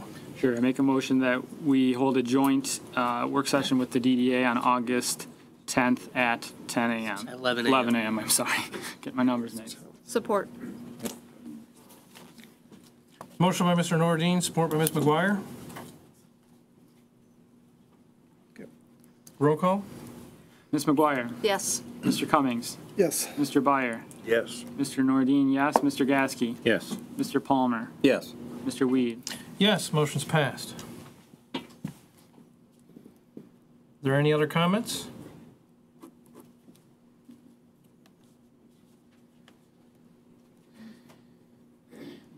I just think this is a lot of digest, well presented, did a lot of research, but I think there's a lot here that everybody should be able to, both boards should be able to review and digest before we even make a vote on it. And like Tim said, 2 weeks, what's another 2 weeks? Aaron, was a copy of this given to the DDA board members, or can it be, so that they have it to look at? I sent them all a message directing them to this board packet. Okay. So thank you, everyone, for your comments. I want to let you know that my patience has run out. I am here to get a job done, and I have been pawned off and held off for so many things for 5 years, and I am sick of it. We are so far behind on making this township what it needs to be. And I'm ready to propel it. And my suggestions here, I believe, are what will do that in a very clear, defined manner, rather than the willy-nilly that's been going on for a long time. I can appreciate that. I think that's very good for progress. I appreciate your passion and energy for that. I would just caution not doing that at the expense of cooperation is my only fear. That we get so focused on the end goal, we're burning bridges as we go, and we have a great product, but we've burned so much behind us, scorched earth kind of deal. So that's just my concern in all of this. Anything else? Another, actually. So just before we voted to, about the DDA finances, we approved handicap parking space on behalf of the DDA with the intention is we're going to pay for that as a township board. Is that correct or incorrect? Or does a reimbursement from the DDA? I think DPW is doing it. Okay. Like as an in-kind service, probably, would be my guess. That's not been decided by this board. But Yeah, the but- parking lot is owned by the township. Mm-hmm. So I was kind of assuming that that became ours, but that was just my assumption. Because, yeah, we approved it earlier on the agenda.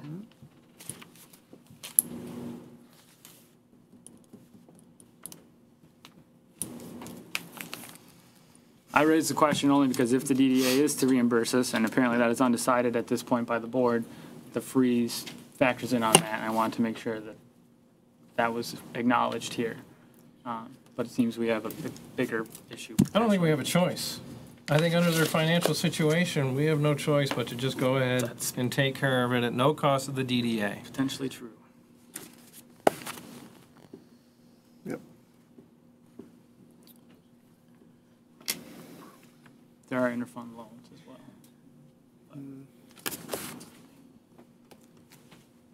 Can we handle that now?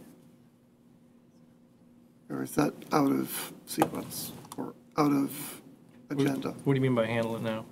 Can we? Do we formally make a need to vote? address? Well, not do we, but can we? Can we? Make Yes, we formally can. address. Okay, good. Somebody wish to do that? What's the question?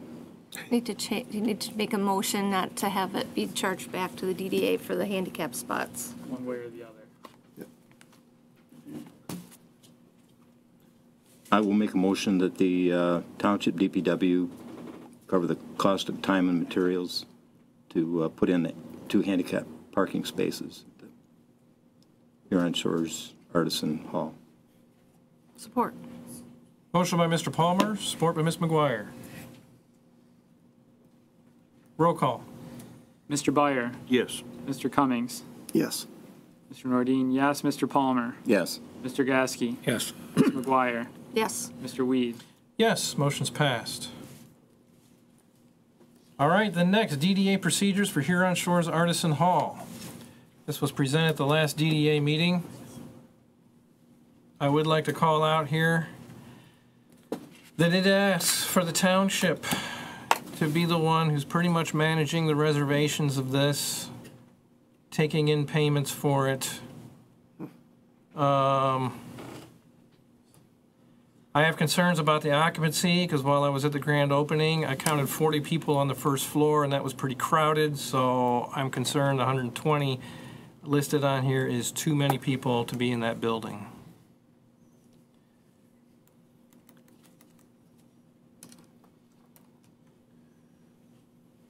I don't believe this to be a complete document, but I think that it's all we got right now until another one is drafted. The intent of this is This is when I Word said they escapes needed me. policies and procedures on the operation of the facility. okay. Is this intended to be interim or is this intended to be permanent? I think it was intended to be permanent. I don't think it should be permanent. I want to point out, it does say draft in the upper left corner. Okay.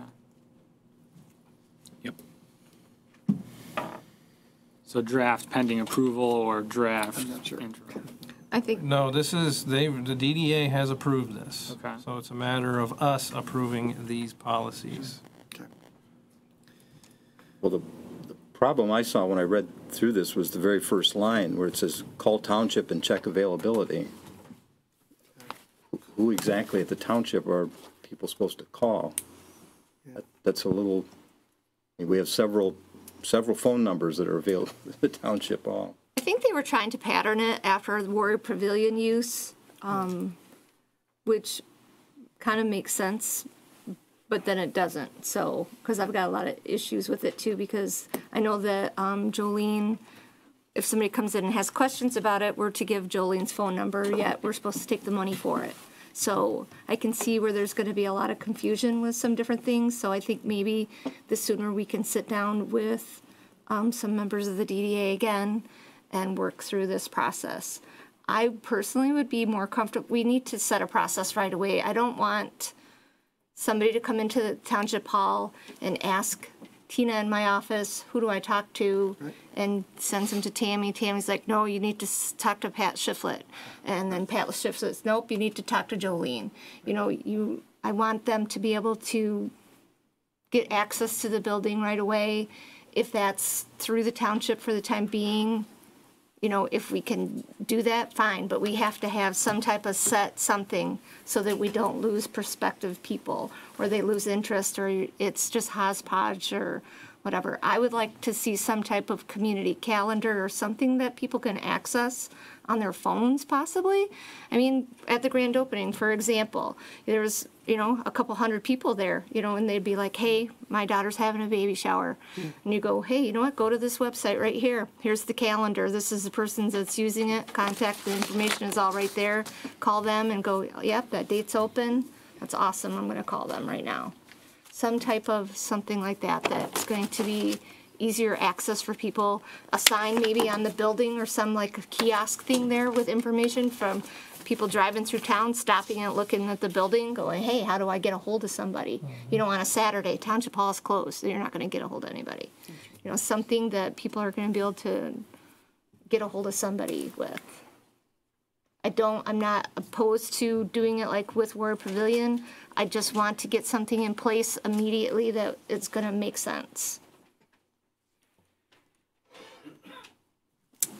Questions I had were, there's a, prior arrangements can be made. They'll be examined case by case basis at the discretion of the building manager. I think that's kind of in flux to be determined. I don't know. You know, I wondered what the definition of the building manager was. All the items in the building will be inventoried prior to an event and after. Inventoried by who? I'm assuming the building manager. I'm not sure. And then everything will be reviewed and inspected with 24 hours. Inspected by who? And the last thing I had was about trash. Bag it and leave it. I wondered if there'd be a dumpster at the facility. They had not planned for a dumpster until a few weeks ago, but they didn't have the money to afford a dumpster service yet. Okay. So the plan will be, okay. So yes, that'll be an interesting hurdle. Okay. And this building manager role would have to be available, I'm guessing, before 8 a.m. and after midnight, because there's got to be cleanup and shutdown. I don't know if that needs to be completed before the midnight time, but somebody's got to take the key and do that inventory and make sure that everything's clean. I would like to see the manager person actually handle all that stuff with the key and everything and meet the people, do that. Actually, I'd prefer that they take the money from the person, have them fill out their application, have them fill out the application, take the money, the manager takes the money, and then brings me the money and says, Mrs. Smith is renting it on this day, here's her deposit, and I put it in and I'll do the deposit in through cash receipting. And then when it's time for the cleanup, then they can write me a memo and I'll issue the refund after that. That way it's one person that person is dealing with instead of, hey, here's Mrs. Smith, you need to see Jolene. Now you need to go to the township and pay your money and you need to do this and that. I think it's just clearer if it's just one person that they see. I agree. Great idea. Again, because of my impatience here, I recommended a central point of contact within the DDA and I was immediately rejected.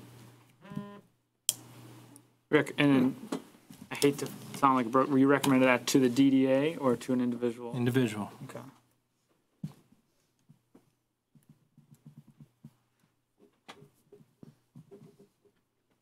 Because this needs to be easy for the customers. I agree. Right. Customers It need has to one be- point to deal with this. They don't need to come to the treasurer's office, to the executive secretary, to come to your window asking questions about things, because then, you know, if something goes awry with their event, they're unhappy with the building, who are they going to complain to? Right. You two. Right. 'Cause you One of have the three counters, people they talk and they're to, going to yeah. think this is a township thing.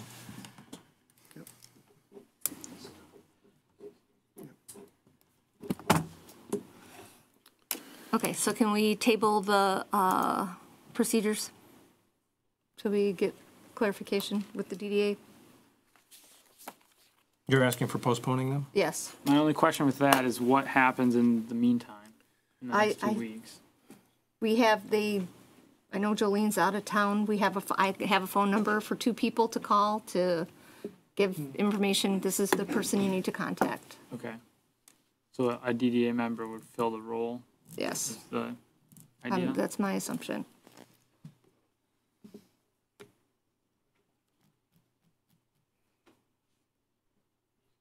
They have to talk to them first anyways to pick a date and do that availability before they would come in anyways, so.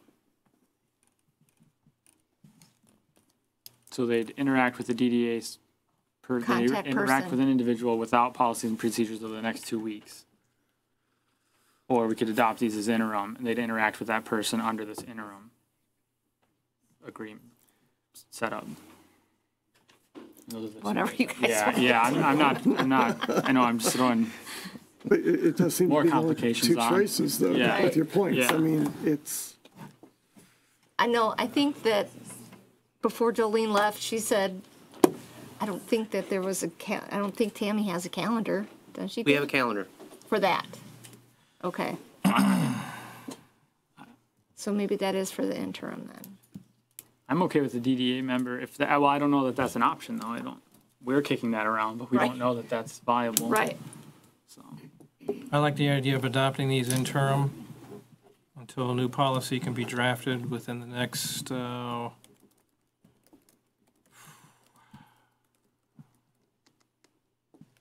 DDA only meets once a month, so Can that be something that subcommittee can work on too? Or no? that's just for finance. Okay. Say to have new policies and procedures by,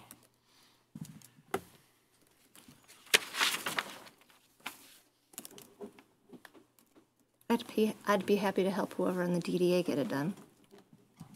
what do we think here? When's their next meeting? is that the 14th? That's the 14th. 13th. Of August? That's the DDA's next.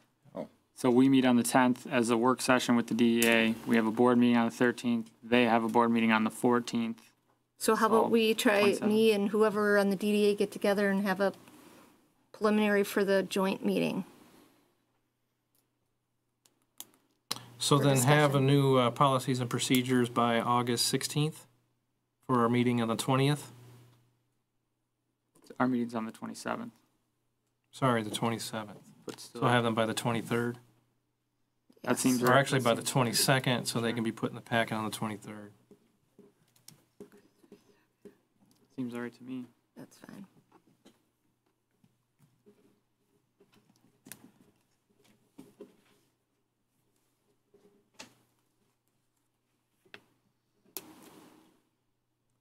All right, so what is the motion?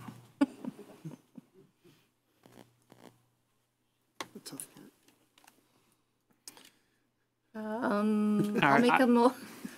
I'll make a motion that by August 22nd to go into the next, our board packet, or not our next board packet, that I work with somebody from the DDA to come up with a final policy and procedure for the Artisan Hall as it pertains to the township. And do we adopt these in the interim? Yes, we can do that.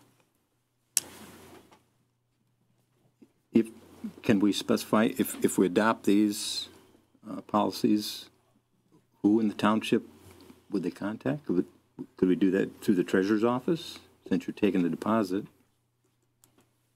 Could you take the schedule? And I'll do the schedule part too. That way they're not going all over the building. If that's okay, I don't mind doing that. I mean, temporarily until that's worked fine. out? That way they're only contacting one person. Right. That's fine. Okay, so some changes will need to be made to these procedures to reflect that, right? Yes. Okay. Is there support for the motion? I'll support it. Motion by Ms. McGuire, support by Mr. Gasky. And these, now that we've changed them, we'll have to go back to the DDA. It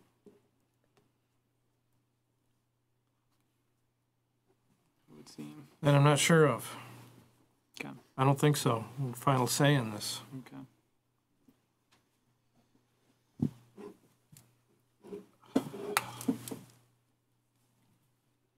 All right, roll call. Mr. Gasky. Yes. Ms. McGuire. Yes. Mr. Byer. Yes. Mr. Nordine, yes. Mr. Palmer. Yes. Mr. Cummings. Yes. Mr. Weed. Yes, motion's passed. Next, follow-up 2017 audit questions. All right. I followed up on questions that I posed at the June 24th Oscoda Township Board meeting to Ms. Carruthers from Stevenson Company, the accounting firm who performed our 2017 audit report.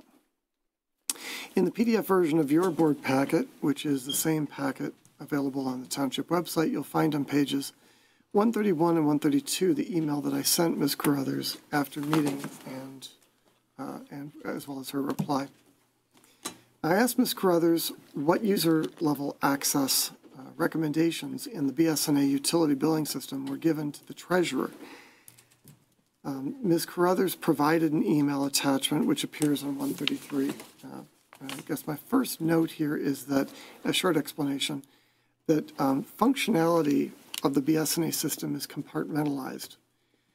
Ms. Carruthers' attachment calls these modules, whereas BSNA calls them applications. It seems to be half a dozen or 6 of one, half a dozen of another is a great saying.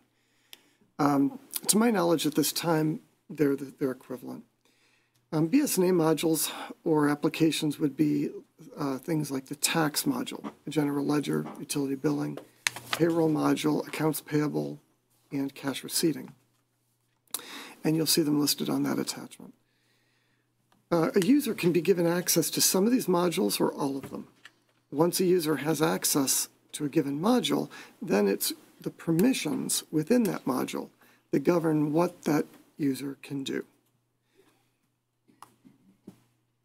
And you can see from Ms. Carruthers' recommendations dated December 31st, 2017 for each module that the auditor had identified several BSNA logins belonging to past township employees that never were disabled when the employment ended. The auditor identified a duplicate login for one employee when only one login would be sufficient. The auditor also recommended several users be given read-only permissions in certain modules. So if you flip to then page 134, you'll see the first page of a report generated by the BSNA system that lists the users who had access to the utility billing module on April 12th, 2018. Earlier today, Ms. McGuire texted me to say that the supervisor, superintendent, and treasurer met to work out the proper permissions. And I wanted to give Ms. McGuire a thank you for coming out of vacation to attend this meeting and ask if there was anything that you wanted to update us regarding that today. I think Aaron has a nearly complete list of all of that, and we'll be working with BSNA to get that accomplished. That's awesome. Thank you. Okay, great. So I'm glad to see that this moved forward. Nevertheless, I used the pages in the packet from 134 to 137 at the board meeting to point out to Ms. Carruthers that there were people with system administrator permission levels in the utility billing module. Recall that the utility billing module is the module that is for the utility billing clerk, and which has been giving us the problem with the segregation of duties deficiency in our audit. So this has also been a township problem, which we've been dinged for lacking segregation of duties since 2007, skipping a few years in there most recently. So given that we are working on this already, I'm happy that we're making that, and I won't be making a motion to do further because we're already doing it, so thank you for that. Now, it concerns me that, on another hand, from a procedural viewpoint, that anyone who is responsible for rectifying an audit deficiency can actually communicate to the auditor that a deficiency was corrected without having that deficiency verified by anybody else within the township.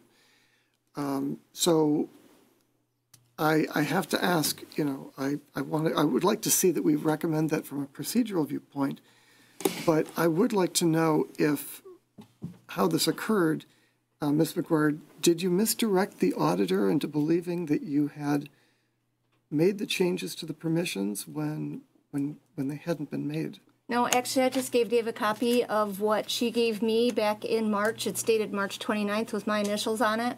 And I did her recommendations, and then all of a sudden a few people couldn't get into the applications at all, realizing that a few people need some access to print reports in different things. There's a lot of different people that need different levels of access. So when I went back in to tweak them and was trying to work with BSNA, and again, it was springtime, there was a lot going on. And to be honest, I just opened them up because two reasons, actually. I trust the people that I was fluctuating those accesses with. And two, like I mentioned before when you brought this up, that you can actually go into the BSNA program and you can do an audit of the users, and it'll tell you exactly what they've done, where they were at, what they've changed, what time, what date, that type of thing. So I really wasn't that concerned about it. And I just never got back to it. I highlighted all the things. Dave's got the paper, the original one, and I contacted Jamie and said I made the changes. And I actually think I had a few emails where I wrote her back and said, I need to have certain accesses for certain people for different things, you know, and we were working on that. And to be honest, I just never got back to finishing it. Thank you. You're welcome. I really appreciate that. Thank you. So what I would like to do is I'd like to make a motion in consideration of the Oscoda Township 2017 audit report that we establish a procedure that all corrections that are identified by audit be presented to the Board of Trustees for verification, and who can instruct then the superintendent as to how we respond to the auditor. And I'd like to make that motion with the opportunity also to discuss it, because I'm happy to reword any of that to make it acceptable. I actually think I like that a lot myself, because then it's just not my responsibility to make those changes or to make the corrections. Quite honestly, I think you've been carrying too much of a burden for too long on that system. I'm happy to give that part away, believe me. I don't blame you. Does that mean support? Yes, I'll support that. I'm completely okay with that.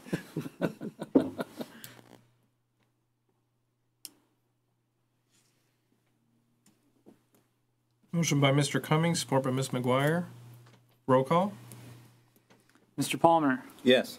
Mr. Byer, Yes. Ms. McGuire, Yes. Mr. Cummings, Yes. Mr. Gajewski, Yes. Mr. Nordine, yes, Mr. Weed. Yes, motion's passed. Okay, now we are on to our final public comment period. A card does not have to be filled out, but there's still a 4-minute time limit, and if you come up, please introduce yourself. Does anyone wish to speak? Yes.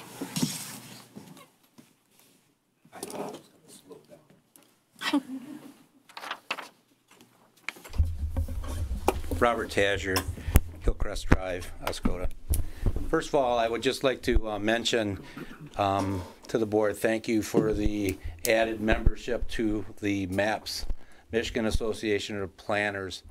Going to the last work session that they came to us was so beneficial. Everybody's comments that came to that, and Jamie can attest to that.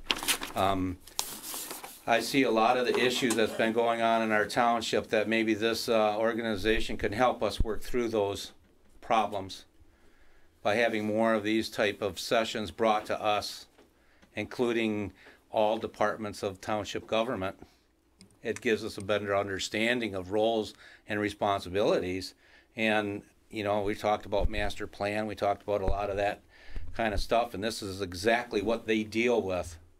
So thank you for, and I appreciated seeing that people are actually fighting for those spots to be members. I appreciate that.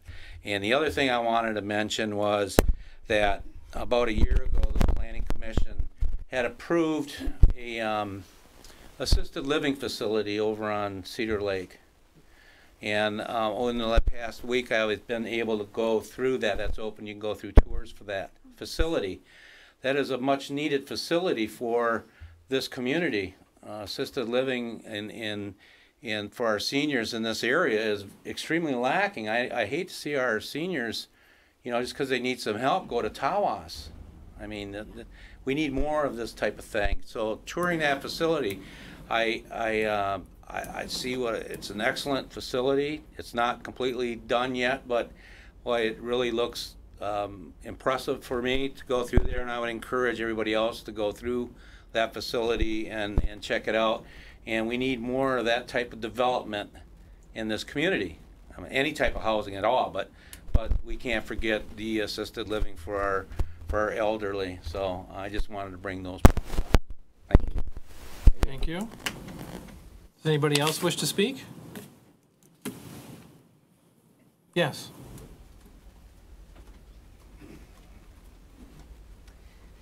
My name is Ann Richard, 6185 Northwest 23 Oscoda. I wasn't planning on speaking, and I probably should observe what we were taught in high school with coaches and parents and stuff to wait the 24 hours before speaking, but I'm gonna say it anyways. My character has been attacked quite a bit in the last few months, and there's a lot of things that I could rebut tonight. I didn't write everything down, so I'm not going to go verbatim. But I guess my point is kind of like social media and Facebook. People can say a lot of things, and there's a lot of another side to that story. So there's, I saw a lot of people shaking their head like, how could the DDA do that when they didn't know that? How could they? There's a bigger, much larger picture than you don't all know, okay? And hopefully in time that will come out. But I can say that the TIF plan number 4 that Mr. Weed was referring to was actually started just before I became the DDA director way back when, and I can't really remember when that was. There was a process and then I took it over. It was my understanding that the TIF plan is an extremely broad plan. You're supposed to put anything, any way, shape, or form that you would like to have happen in your downtown, you're supposed to put in there so that when grant funds became available, you had it in your plan so you could apply. Kind of like the township does with the recreation master plan and everything else. Some of the things we don't know where we're going to get the money for. Pretty sure, Rick, that you mentioned you were seeking how many hundreds of thousands of dollars as a match right now for something. But again, you have to have it in your plan in order to seek grant funding. So I guess I would say that. In regards to your comment on the budget, Mr. Cummings, when is the 2018 budget adopted in the fall? When was that adopted? Can anybody tell me? November. In November. Okay, so in November of 2018, every department head, actually it started probably in August, September, and October, then it was finalized. We had to come up with roughly what we thought we would spend that following year. At that time, we, the DDA, didn't even know, where we were with awarding the contract or anything. So we were trying to guesstimate as to how much we were going to be spending in 2017, how much we were going to be spending in 2018. So those were all guesstimates. When we got closer to the end of 2017, we actually did adjust 2017 budgets to accommodate more what was actually spent there. But we never did get to 2018 budget to make those changes. And we would have been doing that probably later in the February, March, April timeframe once we knew where everything was going. In regard to how many funds we have left in the bank account, obviously I'm not quite aware of all that right now. I can tell you a $30,000 hit that we didn't know about from years ago would be dramatic. When we talked about how much money we would need for the project and we went out and got the IPC loan, we knew things were going to be tight. We thought we would be down to 50 or 60,000, roughly about 50. Take 30 off of that, and that puts us at 20. That is pretty scary. So I'm not, I'm not disputing that. I guess I don't understand why all the rocks. I mean, I said this before, everybody's peeing to mark your territory, and you're starting to pee on people's feet. And I don't understand why.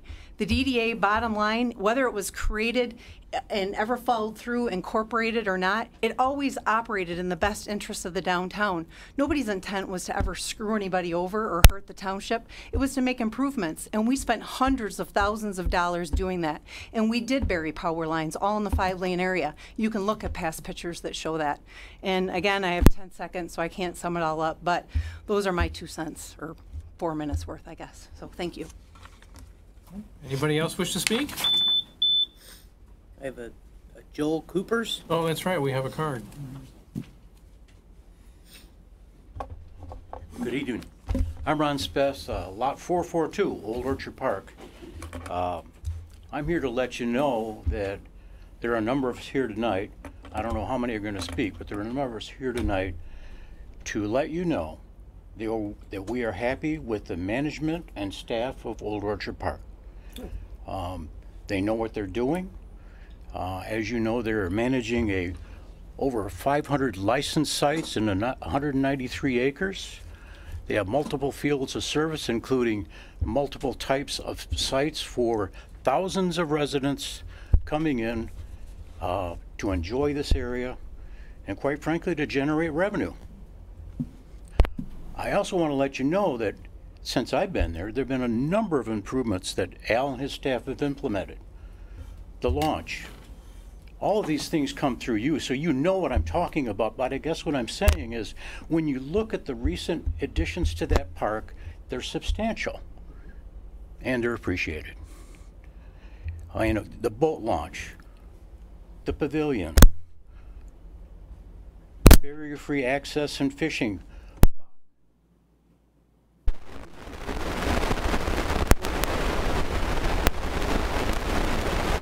Authorize these.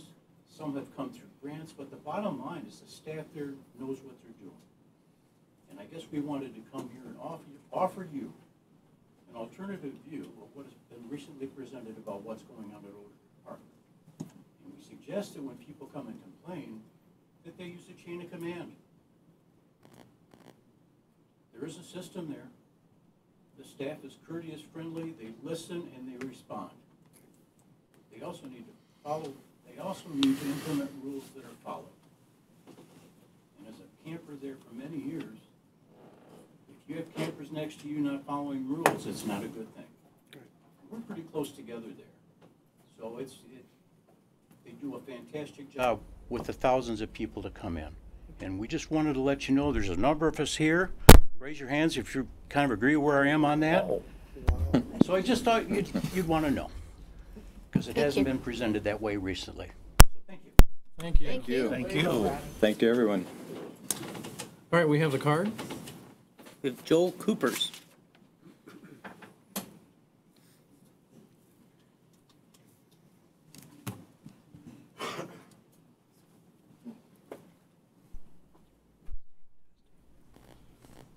Well, my name's Joel Kuipers, 471 Old Orchard. I don't know the crew that works there. I don't know everything about it, but I know things have been going on. Can't hear you. We can't hear you. There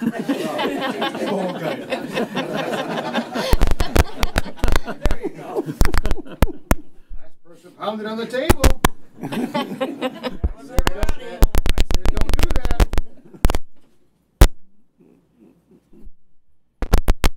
We need a new podium. Use your outdoor voice. Hello. There you Don't go. lean in, just speak Just loud. speak up. Okay. There you go. My name is Joel Kuipers. Lot 471. I don't know by name or anything. The people that work there are the ones that run it. I do love it. 4 years ago, me and my wife and our 2 children started camping. Hauled our campers everywhere. Best spot out of all of them was Old Orchard. We came back, we stayed. We paid the low rate so we could stay where we were. We love it. You know, me and my daughter fell in a fire pit. Stuff happens, don't get me wrong. complained. We never wanted to, you know what I mean? We love Old Orchard. We'd love to stay. I got a lot of years in me still. I'm down to stay here every year for a while. Just hear everybody's side is all I'm asking. You know what I mean? I know everybody's gonna. It's always gonna happen that way. You know what I mean? That's what it's worth. I'm here every May. I'm down to come back every May. Thank you for allowing me and my family every time here. We're from Bay City. We come here for fireworks instead of Bay City. Nice. Thank you. You know what I mean? Thank you. That's all I really got. Thank you. Thank you. Thank you. Anybody else wish to speak?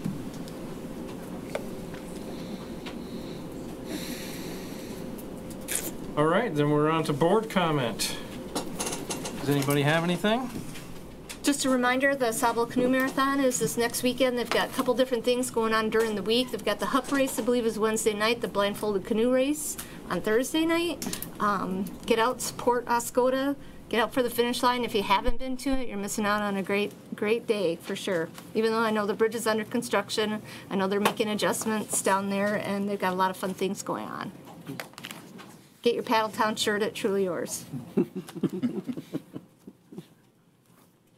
Anybody else?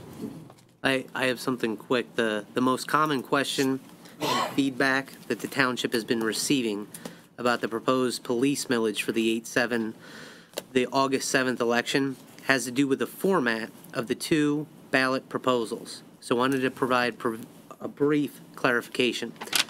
There are in fact two police department ballot issues that will appear on the August 7th election. The first ballot issue on the Township Board approved ballot language is for a .8 mil dedicated to the police department operations, generating approximately $232,000 for 6 years. The second ballot issue on the Township Board approved language is for a .7 mil dedicated to the hiring 2 police officers at an estimated cost of $203,000 for 6 years. The first proposed additional police officer is a community service officer. This officer would be dedicated to the Oscoda schools as a school resource officer while school is in session and would perform code enforcement duties when school is not in session. The second proposed officer would be a detective sergeant police officer. This officer would be performing investigations and providing follow-up to complaints without taking an officer off patrol. The Township Board approved ballot language is structured so that the first ballot issue concerning police department operating funds can pass independently of the second ballot issue. However, the second ballot issue for 2 additional police officers cannot pass independently of the police department operating funds associated with the first ballot issue. Therefore, for the township to increase police department staffing to include the community services officer and the detective sergeant positions, the Oscoda Township voters would have to approve both ballot issues for a combined 1.5 mils on the August 7th election. That's all I have. Anybody else? I do. I've got, I mentioned to Mr. Weed earlier tonight. Today, someone dropped off, Mr. and Mrs. Mertz dropped off a thank you card to the board about the paving of the, I'm going to get it wrong, Colbath Road. And they expressed their, pleasure with the road, that it was done early. They get to ride their bikes on it now, which isn't something just quality of life from the road seemed to be better. So I thought I'd pass that on to the board. Positive feedback and thanks. Another topic I have is one of the public commenters touched on it. I wasn't here at the last meeting. Some of the comments were made about Old Orchard Park, but just I felt it needed to be mentioned that there's a chain of command. The Parks and Rec director has a supervisor, the superintendent, and there is a chain of command. Giving feedback on the electricity at our sites, welcomed. Giving feedback on cutting trees, okay. But I felt the things that were said about the employee of the township were towards his character, and I felt that in this venue, while within their rights, may have been better suited to his supervisor through the proper chain of command. And then I have absentee ballots in my office, so if anyone wants to pick them up, you can come fill out an application. Anybody else?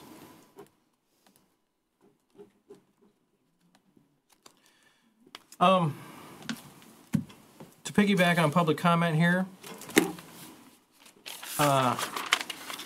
this situation we're facing with the DDA is exactly why I've been pressing the point for years that the township has to have clear plans and procedures developed for everything that it does. It not only clarifies to make sure that things are in accordance with the law, but it makes sure that township board members and employees follow a standard that is fair and concise to not only the township, but to the people within the township.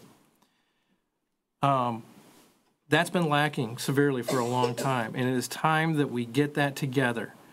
I've met resistance on that.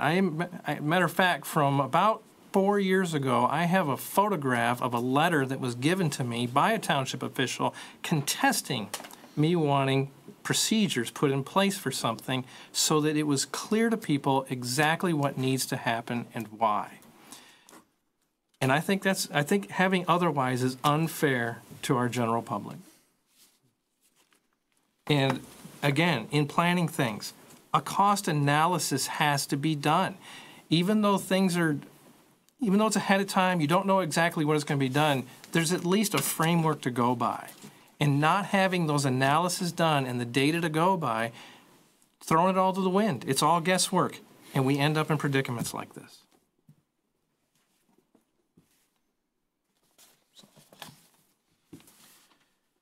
All right. Then I guess that is it. Is there a motion to adjourn? So moved.